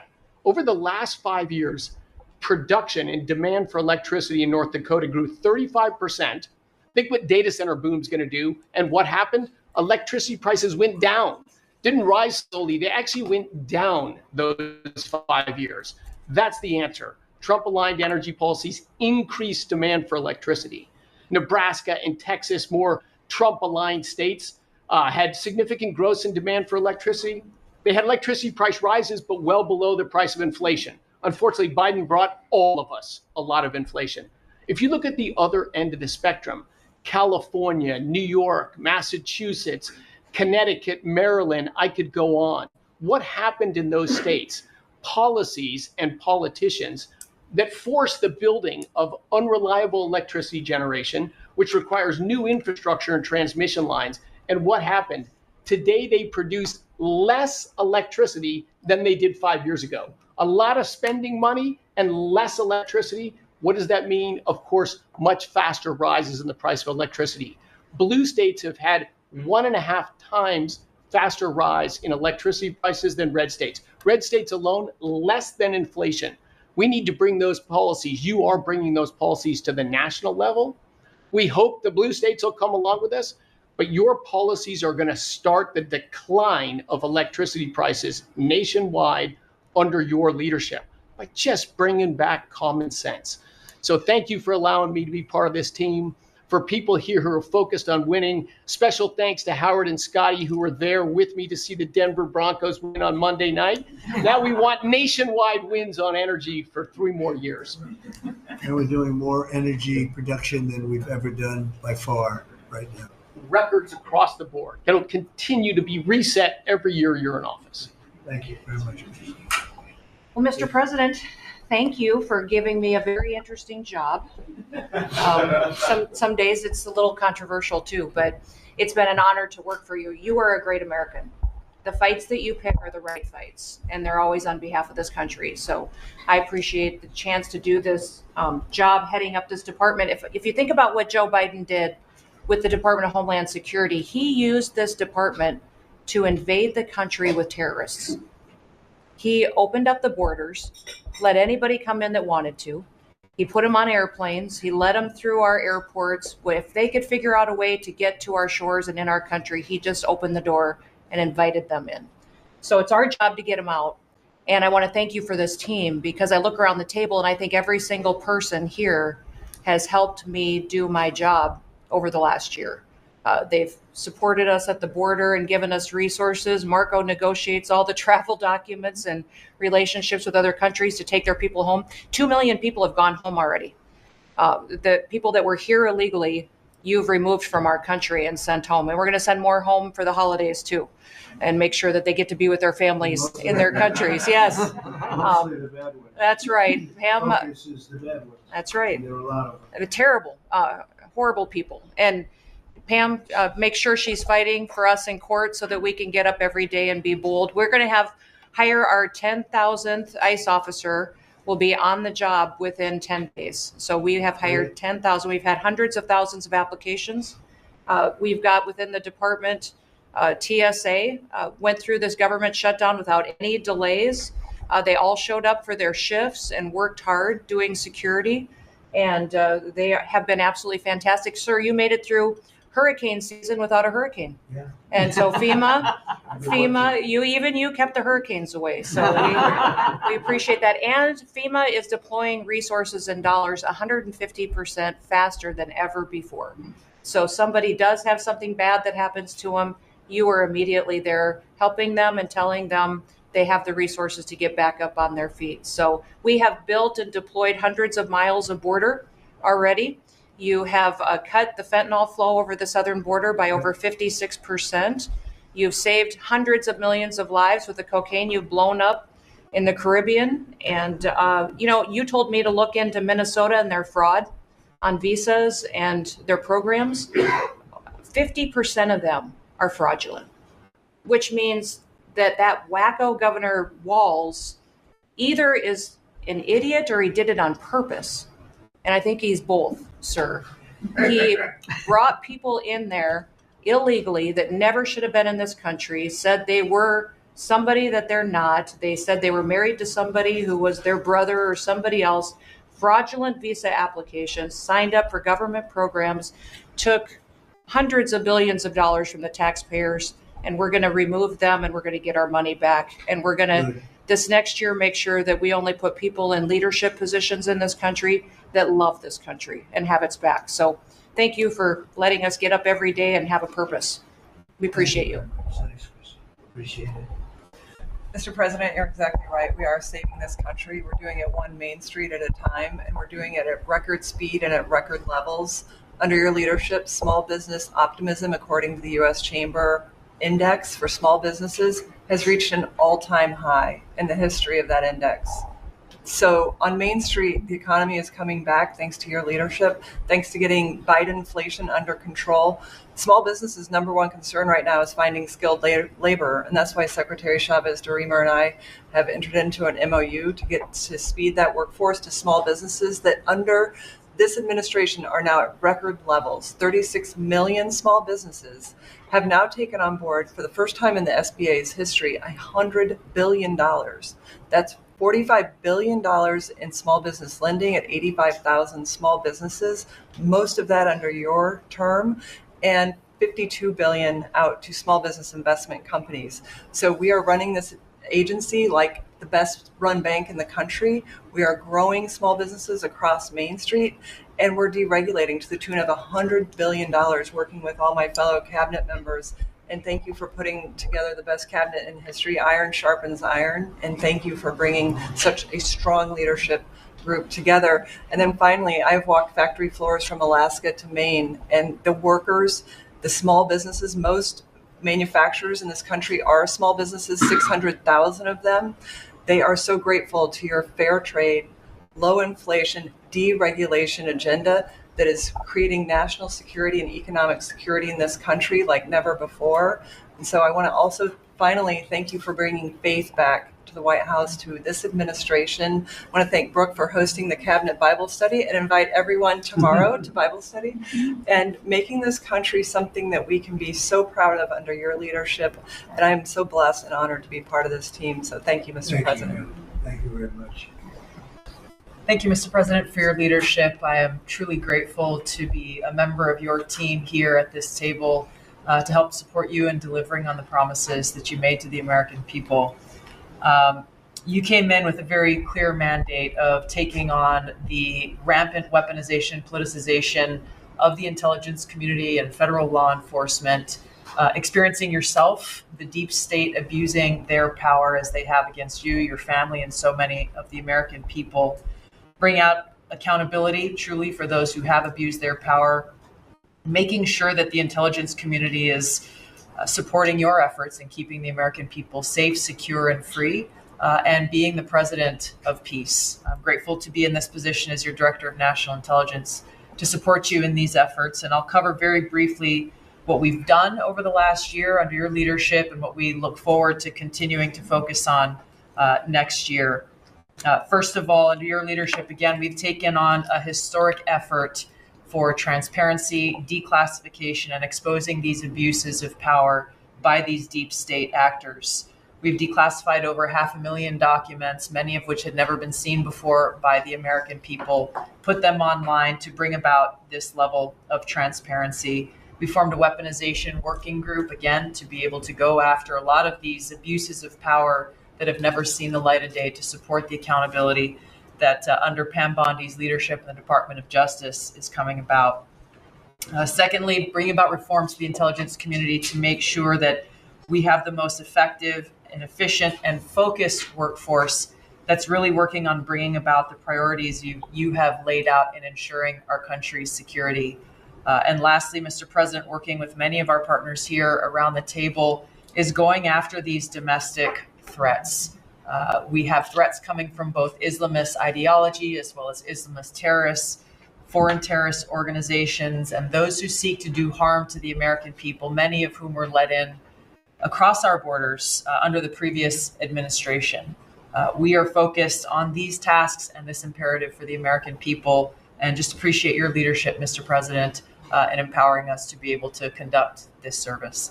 Merry Christmas. Thank you very much. Thank you. Merry Christmas. Merry Christmas. Say it loud and clear. Lee?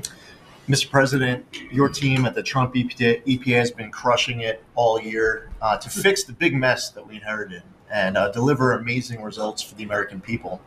I've had the opportunity to visit all 50 states since confirmation earlier this year, and to hear from real people where they meet, where they live, and to bring their great ideas and their asks back to us to be able to deliver for them. At the Trump EPA, we have proven that you can both protect the environment and grow the economy.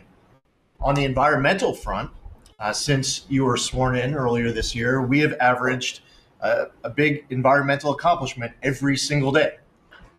On the 100th day, the 200th day, the 300th day of your presidency, each time we released a list of our top 100 environmental accomplishments. That has included a historic LA wildfire cleanup that you ordered us to complete in record time, which we did, and the Army Corps, under the leadership of our great Secretary of War, did their part as well. The federal government completely did all of the work needed to allow these residents and businesses to be able to rebuild, but poor leadership at the local and state level, unfortunately, is still resulting in these property owners unable to rebuild, and it's wrong. We also were able to reach an agreement with Mexico to be able to implement a plan to permanently end a decades-old raw sewage crisis on the southern border with Mexico. And Secretary Rubio and his team, Chris Landau, Ambassador Johnson, they've been amazing to get that done. On the deregulatory front, we have proudly launched a massive blitz that amounts to the largest deregulatory effort by any agency in the history of the United States. To put some perspective on it, in 1 year, at one agency, we will do more deregulation than entire presidencies have done across all agencies. It's incredible. You could go back across 4-year terms, 8-year terms. You've never seen this much deregulation. One agency, 1 year. In fact, when finalized, the proposed rescission of the 2009 Obama EPA endangerment finding amounts to the largest deregulatory action in the history of the United States of America. From fixing the agency's definition of waters of the United States, which is important for our farmers, our ranchers, and other landowners, to the effort to end electric vehicle mandates and promote consumer choice, eliminating regulations designed to eliminate entire sectors of our energy economy. We're thinking big and we're delivering big. We have reduced terrible deratements on diesel exhaust fluid systems. We're getting water moving faster, new pipelines and power plants, built, and we are helping to unleash energy dominance. Mr. President, on the operational front, we have significantly reduced the size of the agency workforce, and we are accomplishing more with less. It's all about priorities, and our focus is on fulfilling our statutory obligations, helping to fast track project approvals that were taking way too long, and closely following the law, as well as key Supreme Court decisions like Loper-Bright that overturned the Chevron doctrine. We inherited massive backlogs that we have been eliminating all year long. We've been implementing your executive order to end COVID-era remote work. We consolidated real estate, canceled expensive media subscriptions, and closed a Biden EPA museum that none of you knew even existed. I'm sure none of you actually visited. To put it another way, in 2024, the Biden EPA obligated and spent over $60 billion in 1 year, an agency with an operational budget of about $10 billion a year. In their own words, caught on camera, they were tossing gold bars off the Titanic, wasting precious tax dollars to pay off well-connected Obama and Biden officials. And they were doing it without any apology or regret. The Biden EPA, in fact, was amending grant agreements just days before you came into office to reduce agency oversight. But this year, 2025, at the Trump EPA, similar theme that you'll hear from everyone around this table. With our actions canceling wasteful grants and implementing other measures just mentioned, we have saved $30 billion. They spent over $60 billion. We have saved over $30 billion. The bottom line, by the way, is that the Green New scam is dead. It's a new day at the EPA where we will protect the environment and grow the economy. We will deliver on the Trump mandate every day. And we will fight with just one constituency front of mind, and that is the American people. Thank you, Mr. President, for being willing to take a bullet for this country. And if you were to ask me what I'm grateful for, whether it's a Thanksgiving, it's a Christmas, a Hanukkah, a New Year's, any time of year, the fact that this president, after 4 years serving in office, he could have just left it in the rearview mirror and went on to really enjoy retirement. But he is willing to take a bullet for all of you tuning in at home because he believes in his flag, our freedom, our liberties, and to save the greatest country in the history of the world. So I'm grateful this holiday season for you, Mr. President. You're willing to take a bullet for all of us, and by all of us, it's the American public. Thank you. Mr. President, good morning, everyone. Well, in spite of the fact that your charge to me is to fire myself, we've really been incredibly hard at work making sure that we can return education to the states.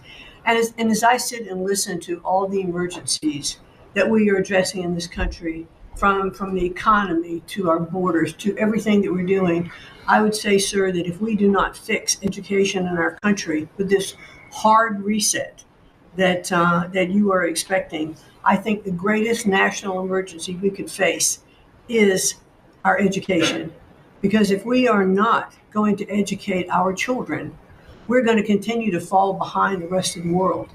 When there are only 30% of 12th graders, 8th graders, and 4th graders that can read at proficiency level, that is an incredibly harsh statement to make about our country.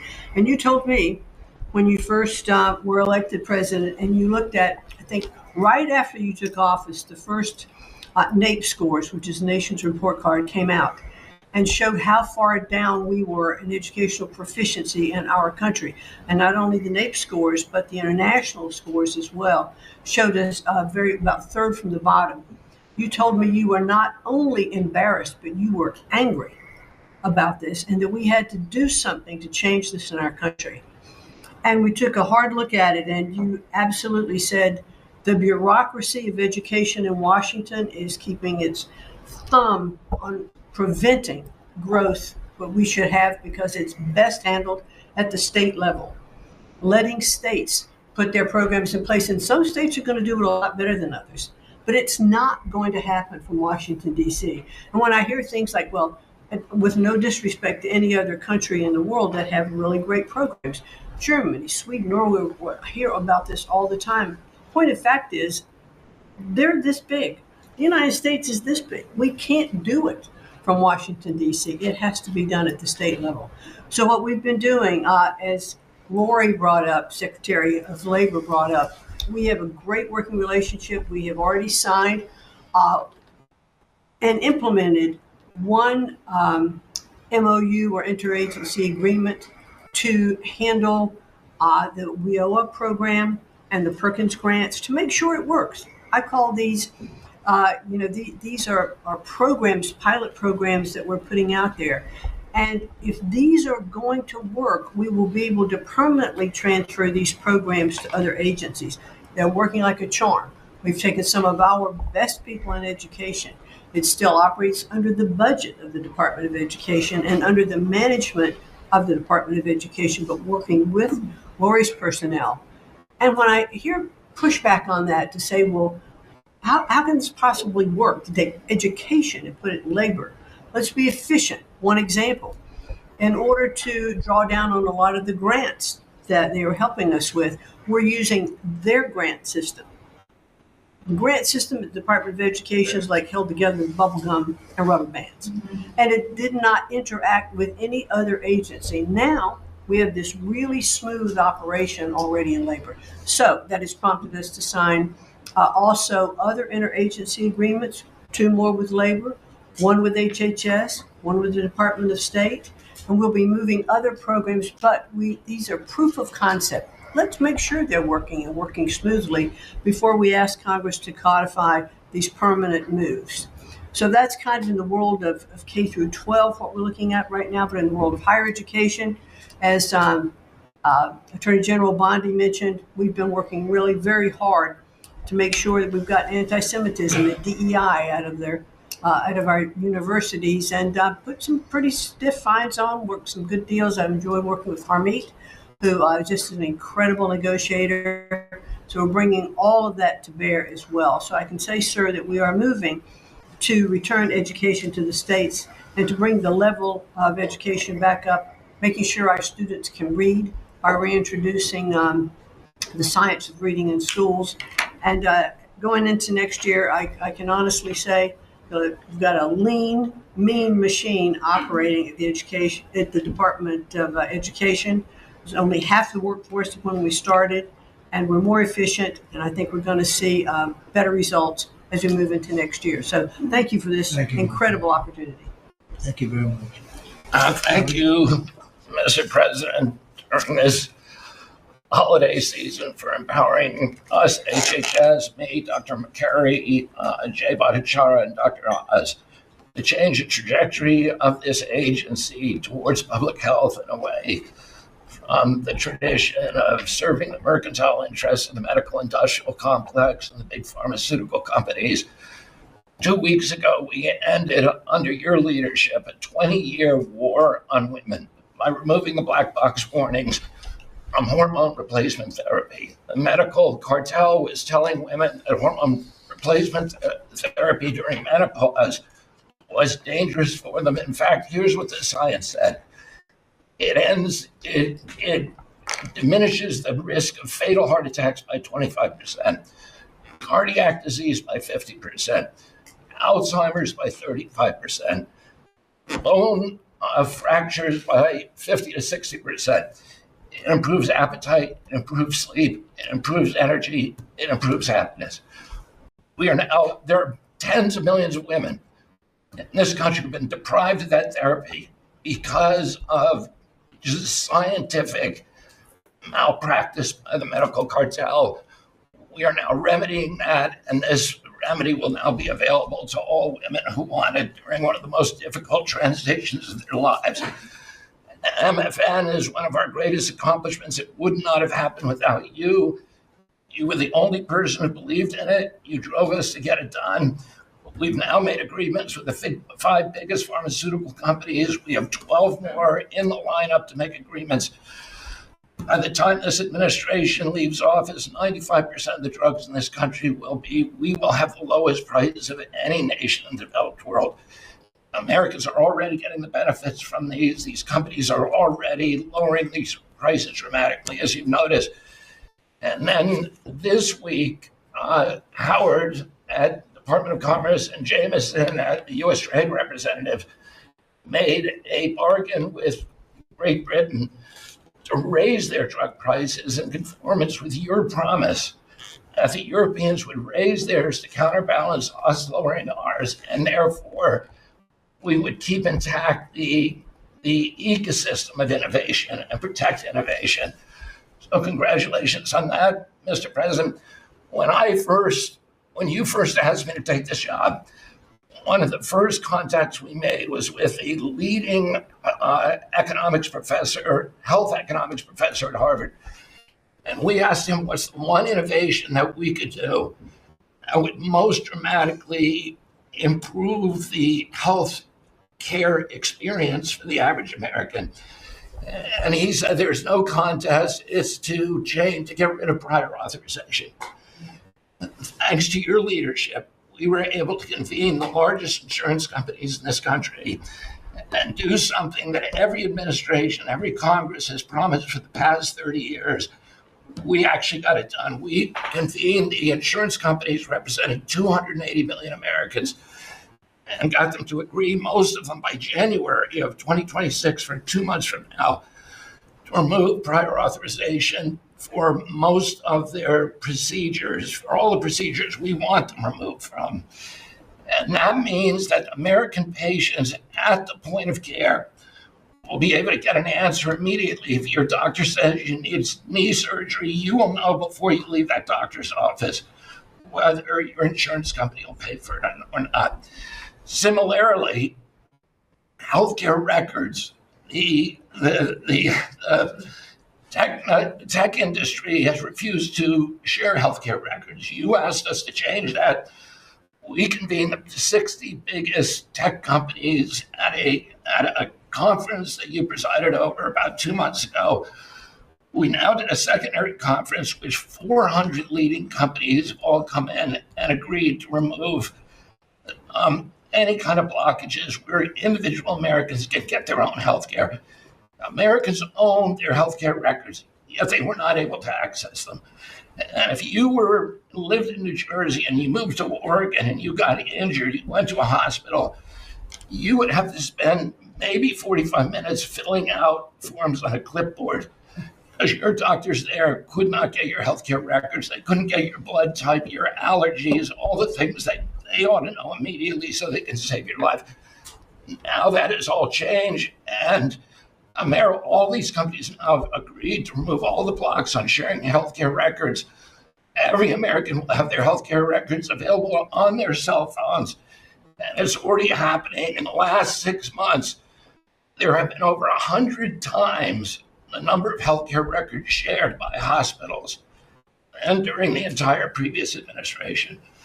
On deregulation, HHS proudly is now leading the pack, and thank you for your help on that, Russ. But today we announced the revocation of the nursing home rule, which was overburdening rural areas across this country, Indian reservations, with regulations that were going to destroy the nursing home industry in those communities. And that is going to be a $25 billion savings. Those are some of the things that we're doing because of your leadership. President Trump, thank you so much, and Merry Christmas to you. Thank you, Bob, very much. Great job. Well, Mr. President, you've assembled an incredibly talented group here. If you took a look at this group compared to any Fortune 500 leadership team, any group of startup folks, I mean, this is an amazing group in the breadth of what's being accomplished. And the timing couldn't be better because with your leadership and vision, you've set us up for this age of abundance as we head into next year, the 250th anniversary of this country. And what are we heading into that year? As we've talked around the table, you've heard about massively lower taxes, massively lower regulation, abundant energy, record capital investment coming in, job growth. I mean, we are set up to really have something to celebrate next year. And I just, again, want to say thank you to everybody around the table. You gave us one big assignment in Interior. Of course, Interior, the largest balance sheet in the world. In the Department of Interior, if it was a standalone company, 500 million acres of surface, 700 million acres of subsurface, over 3 billion of offshore from Guam to the Virgin Islands. And you said, We got to take care of that balance sheet. We got to develop those resources. And what have we done across that? Producing record amounts of oil, record amounts of gas. And again, we set out with a goal, energy diplomacy, sell energy to our friends and allies. We're exporting a record amount of energy to all of our friends and allies around the world. That's helping do that. And you're giving a gift to America as we head into this. You're giving us peace abroad, and you're giving us prosperity at home.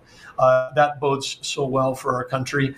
One small little gift that we're giving to all Americans from one teeny part of the interior, which is the national parks, is that not only are we keeping prices low for all American citizens, offering 10 free days for our national parks next year to coincide with our holidays, but also a $100 surcharge for non-residents. That is going to raise hundreds of millions of dollars for helping restore and preserve all of our best parks.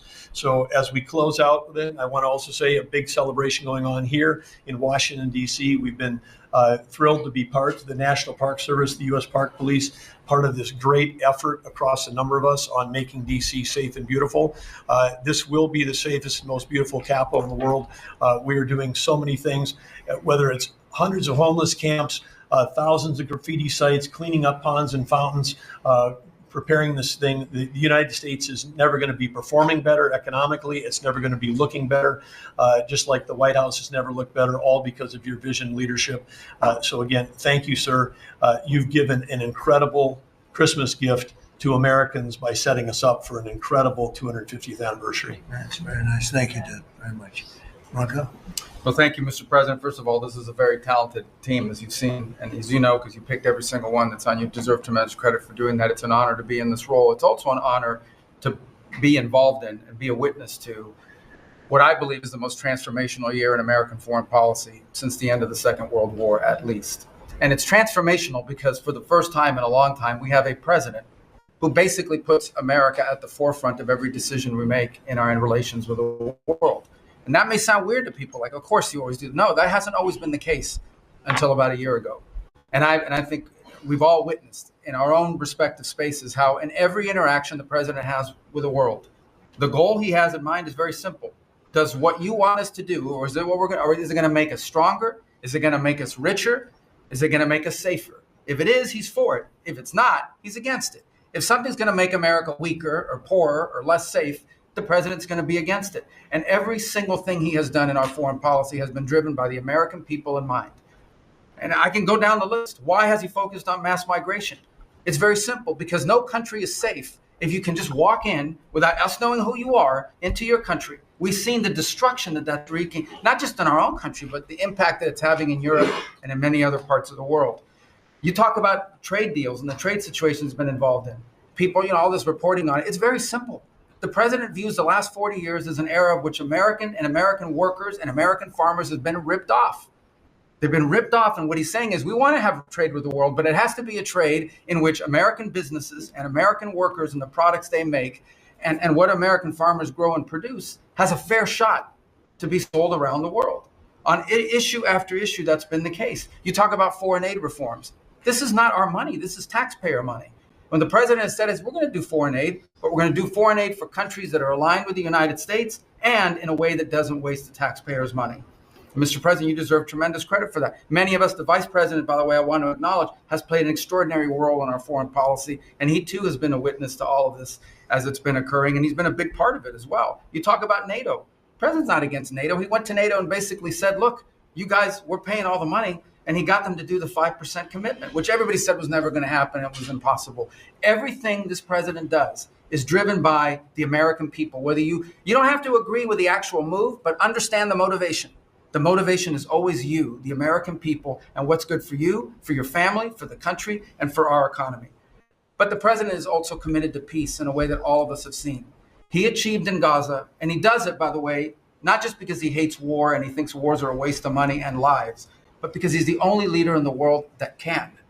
No other leader in the world could have pulled off what happened in Gaza. And I can tell you, I can't get into the details. The vice president knows what I'm talking about. That deal doesn't happen without the president's direct interaction with the leaders that were involved in this decision making.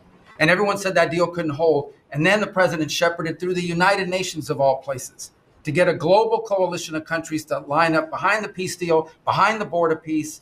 And it's still, every day is a challenge. but it's been driven personally by the president. It's the reason why we're involved in this whole Ukraine-Russia conflict. That's not our war. It's not the president's war. This war started, it never would have happened if you'd been president. But this war is going on, and the president is trying to end it, not because, listen, we got a million things to focus on in the world as a country, but he's the only leader in the world that can help end it. And that's why even as we speak to you now, Steve Witkoff is in Moscow trying to find a way to end this war, to save lives of 9,000 people, Mr. President, as you want to know, are dying every week. More people are dying a week in that war than have died in the entirety of the U.S.'s involvement in Afghanistan or Iraq. Just think about that, how bloody and destructive it is. The president's taken on this issue of Sudan personally, not send out deputies to do it. Again, far away from the United States, because he's the only leader in the world that can bring it about to an end, not to mention all the other peace deals, very dangerous ones like India and Pakistan or Cambodia and Thailand.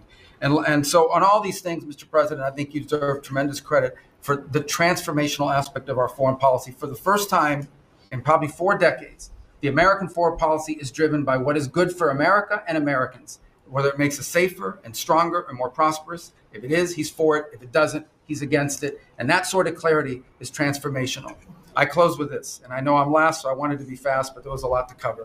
I do want to say this is the most wonderful and magical time of the year. By that, of course, I'm referring to the college football playoffs. And I just want to say this as a point of personal privilege. And I'm a Florida Gator, but if the University of Miami gets screwed out of the college football playoffs after going 10-2 and beating Notre Dame, the whole thing should be scrapped, and you're going to have to take over it next year. Well, thank you all very much. It's terrific. I hope it wasn't too long, but it was very concise, and we've done a lot. This group has done a lot. Amazing. Everybody at this table has done a fantastic. And Susie, thank you for doing a great job, as our chief has said. First female chief of staff in the history of our country, which is pretty amazing when you think of it, right? And she's the best. Thank you very much. Great job.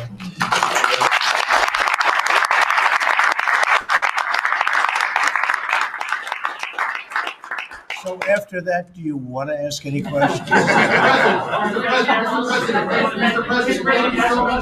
President, there's been a lot of speculation about who the next Fed chairman could possibly be. You said you had somebody in mind. Yeah. How many names were you given on the final list? And does that person currently work on the board of the Federal Reserve? Well, I'd say that we probably looked at 10. Then Scott interviewed some people that I didn't know, but he knew. And a lot of people were involved in the process, actually. And Howard was involved. But I think we probably looked at 10, and we have it down to 1. I want to ask you about Elon Musk, if I could. You talked about Elon Musk. You had him at dinner here in the White House. Is he now back in your circle of friends? Well, I really don't know. I mean, I like Elon a lot. He was he really helped during the election with his endorsement. He felt strongly. Look, we had one problem. I didn't want to have everybody have to have an electric car, and he makes electric cars. And I think we get along well. On affordability, when you talk about affordability, is going forward, are the American people, do you believe, getting impatient with the reforms that you're making? They talked about I think they're getting fake news from guys like you. Look, affordability is a hoax that was started by Democrats who caused the problem of pricing, and they didn't end it. They lost in a landslide. We won every swing state. We won the popular vote. We won everything. You take a look at districts, it was 2,750 to 525, because that was an affordability problem. We brought it down. Look at energy. Look at the gasoline price. It's like the simplest, and it's the biggest, because if energy comes down, everything comes down. That's the way it works. We are going to be at 250. You said 199 in some places in the country, right? You said it. I didn't say it. And they won't check you. They'll check me. So, I like to use your number. 199 a gallon. Unthinkable. If you go back a year and a half ago, it's unthinkable. So now we're bringing the prices down, way down. Beef is coming down now. We've done certain magic, and beef is coming down. But we inherited horrible prices. We inherited really The worst inflation in history. We inherited that. When I came in, that's what he had. And we fixed inflation. And we fixed almost everything, if you want to know the truth, including 8 wars. We got one to go, but including 8 wars. But when they always say, I watched today where they have a race going on right now in Tennessee, and this woman goes, affordability, affordability. They're the ones that caused the problem.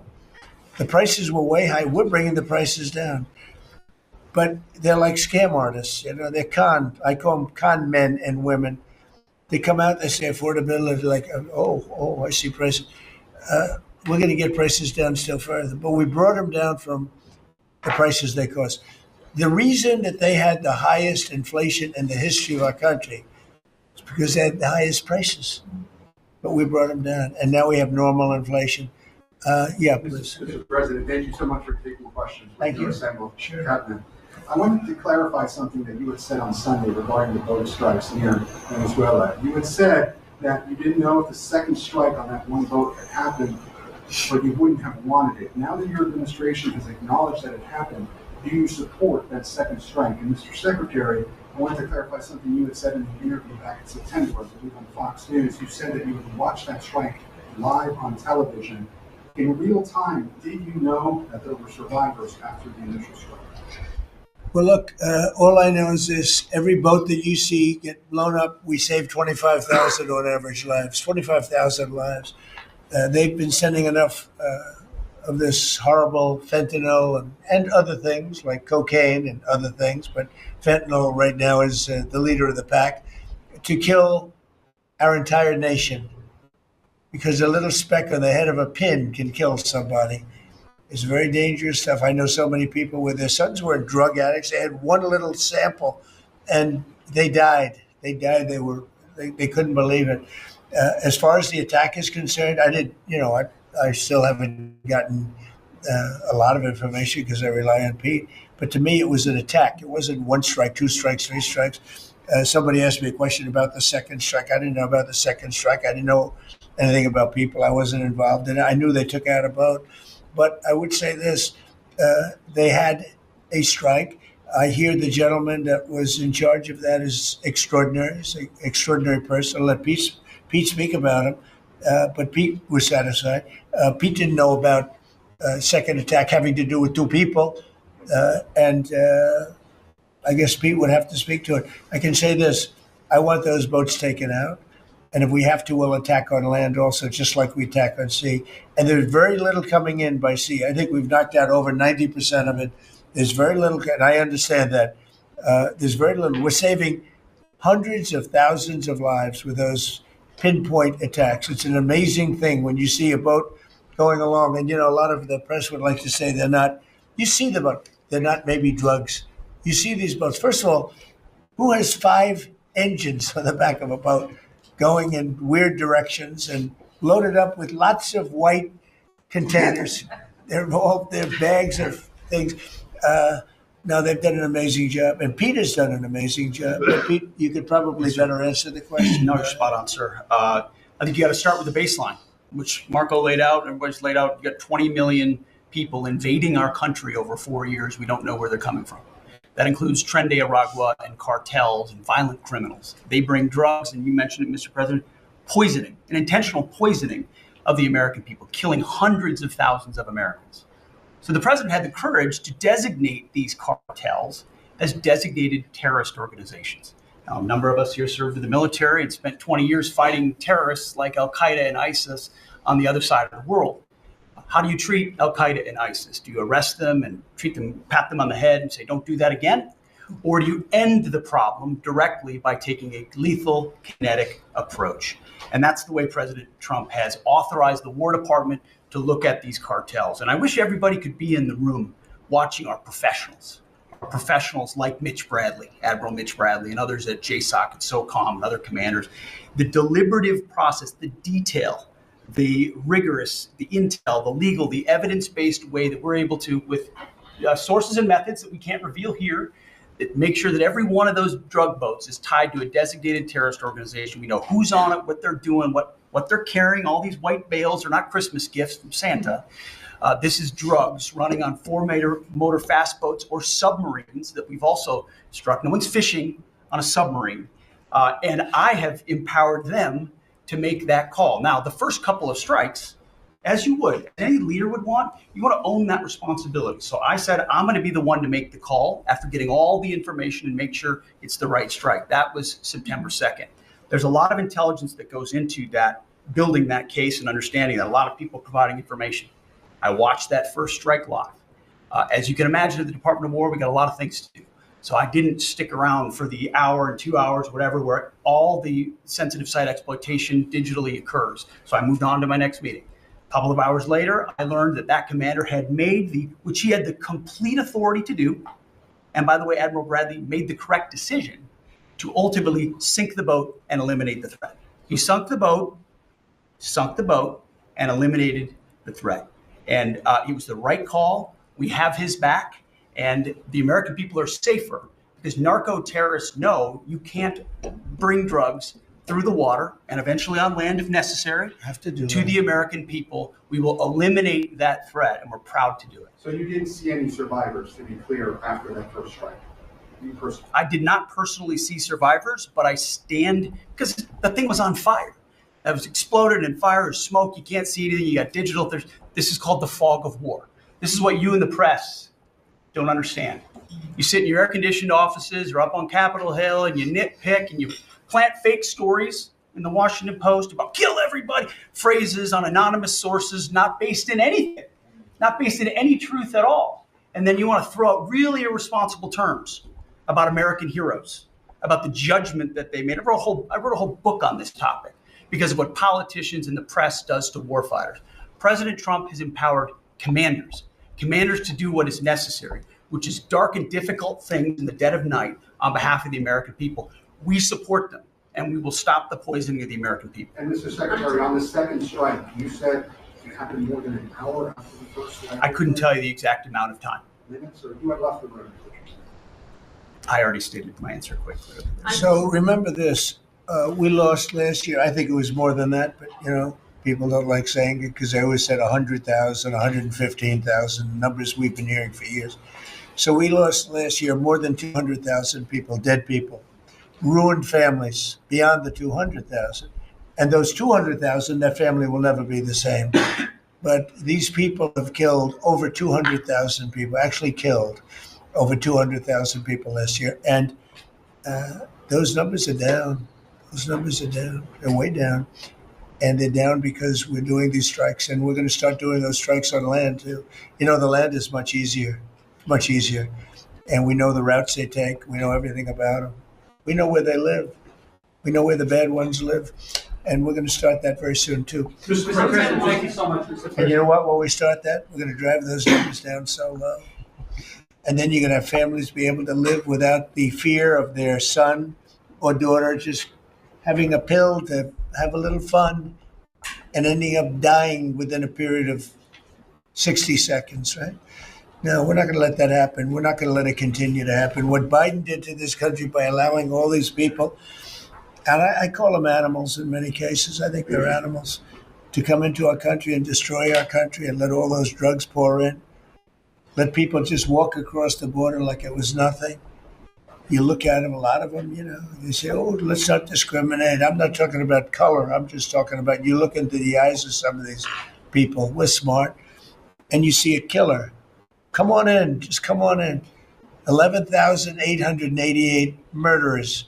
Many of them committed more than one murder. He allowed them into our country, totally unvetted, totally unchecked. But he also allowed drugs to come in at record numbers. And hundreds of thousands of people a year died. And we're taking those son of a bitches out, yeah.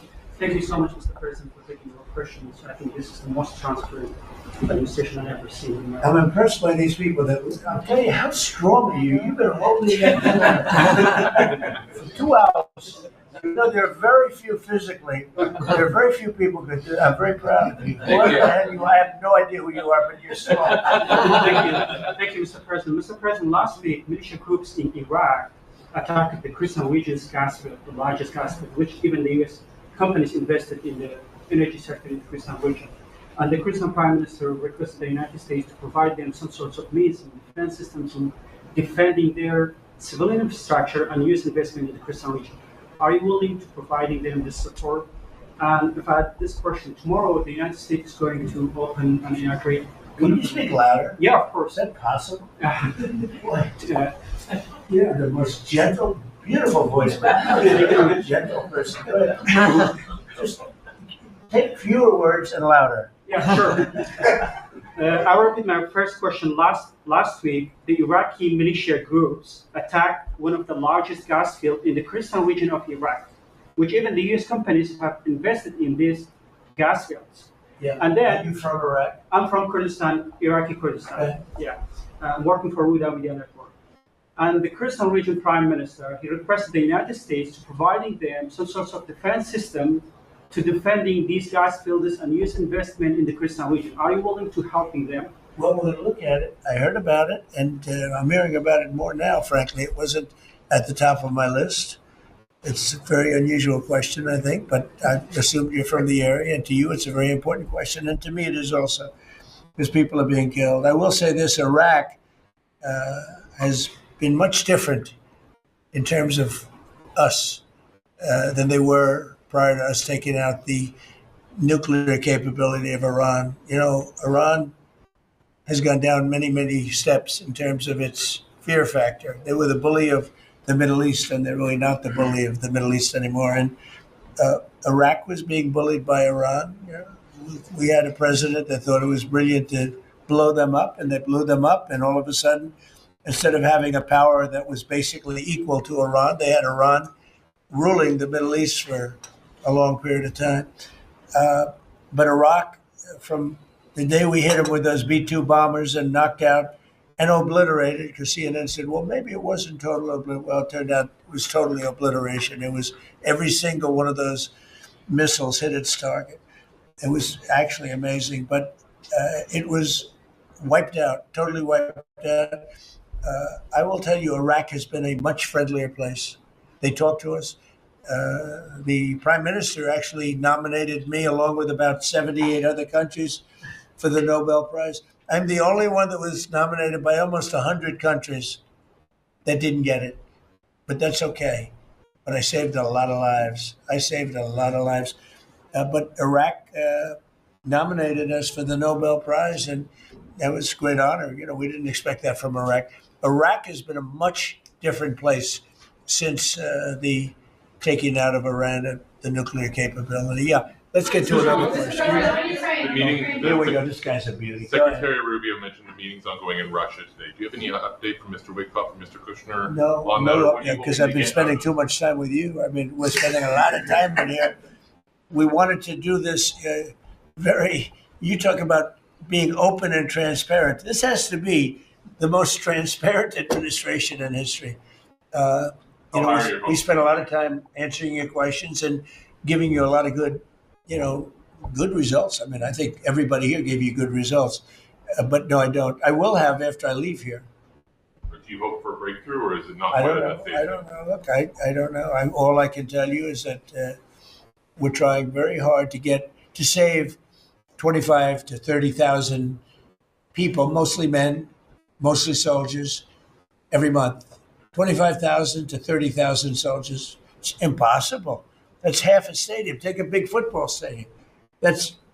Take half of those people in a stadium, and they're wiped out. They're killed every month.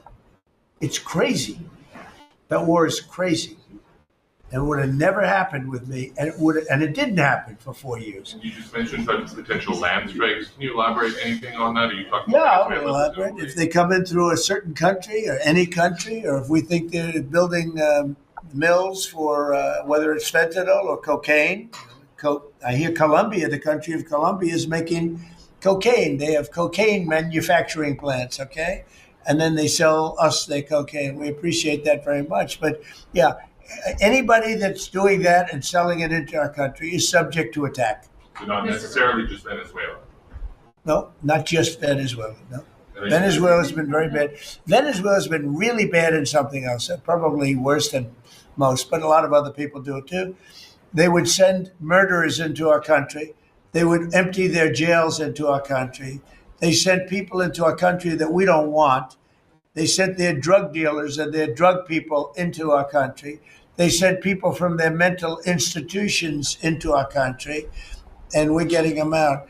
That was bad. That was real bad. And they also sent drugs. Yeah. I'm Tim Walz, Mr. President. Do you think he should resign over the fraud scandal in his state? And who should? Tim Walz, over the fraud scandal in his state. Look, I think the man's a grossly incompetent man. I thought that from the day I watched JD destroy him in a debate. I was saying, who was more incompetent, that man or my man? I had a man and he had a man. They were both incompetent. And I had a man and a woman. I thought she was very incompetent too, but now she's leading the field. And I think she's leading the field for the nomination. Anyway, look, that's up to them. That's up to the Democrats. You know, the problem with them is they have really bad policy.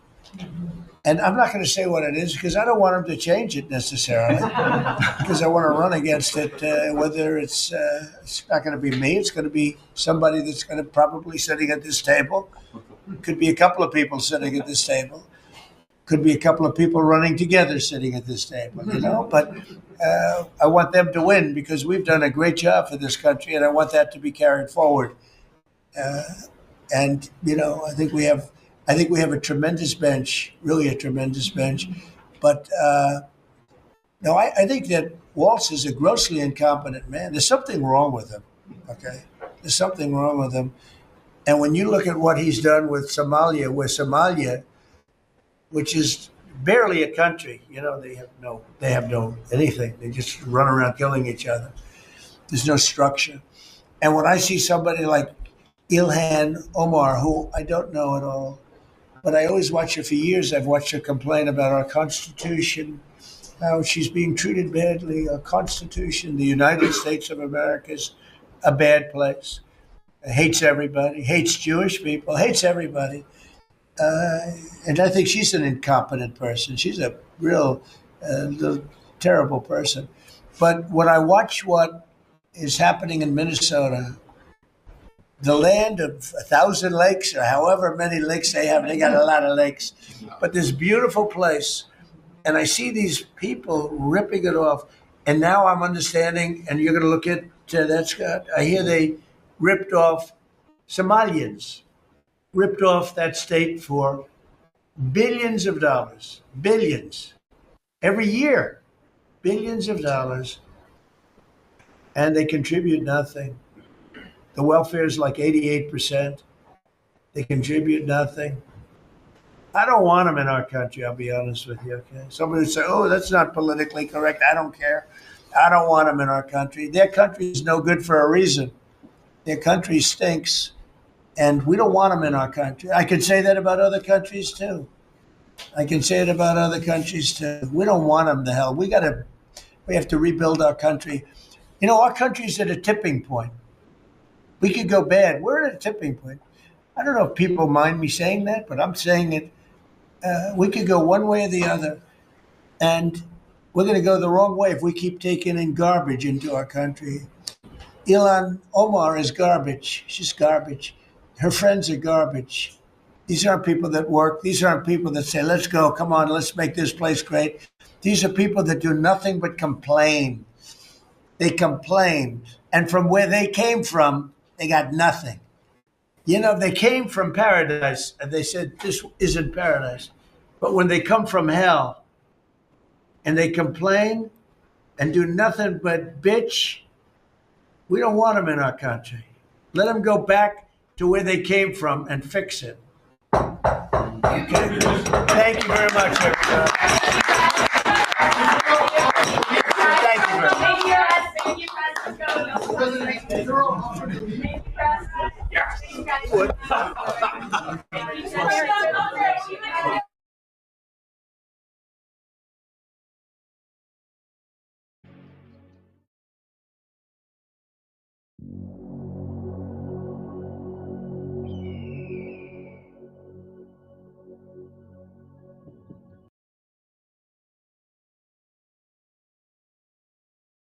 you, trying to visit every single country on the planet, and today I'm in Somalia. I am back in Somalia, although some of my followers from Somaliland would probably object, but it's my first time in Mogadishu, in proper Somalia. I've always wanted to visit. I'm currently here at the lighthouse of Somalia, and you can see some of the beaches and the boats and the hustly-bustliness behind me. I just explored Mogadishu a little bit over the markets. It was really fun. And now I'm currently here in front of the lighthouse of Mogadishu. Greetings from Somalia. So it seems to be a trend on social media right now for all the liberal content creators to tell us how amazing the country of Somalia is. And they show this by pictures of their beaches and how lovely their cities are from 1,000 feet up. But let me give you some real facts about the country of Somalia. 49% of the population is inbred. 49% of the population of that entire fucking country are the product of incest. Generations of incest. The average national IQ, 67. By the way, the IQ required to be considered mentally disabled in the United States of America is 70. Their average IQ is 3 points below that. They've been engaged in civil war for the last 4 decades. 40 years, still going on today. They are home to one of the world's largest terrorist organizations, Al-Shabaab, which, by the way, the largest funder of that organization is the Minnesota taxpayer. But yeah, sure, if you just look at Somali beaches and you look at their cities from the sky, it looks wonderful. But on the ground, in real life, it is not. And it's certainly not something that America needs more of.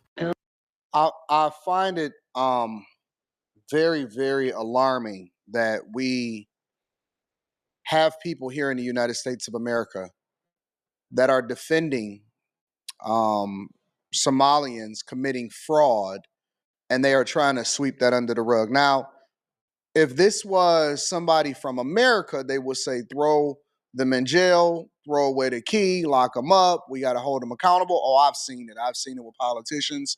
I've seen it with regular citizens. And you wouldn't be wrong, right? I think that people need to be accountable for the decisions that they make in life. However, to think that somebody could come here, and the one thing that I will say that they were trying to be smart about was trying to keep it on a hush-hush, because they were absolutely, and they are absolutely taking advantage of American taxpayers. And we here in the United States of America continue to fund them sending money back home. And not only do I think that that's disrespectful, it's egregious. It's absolutely egregious. I'm trying to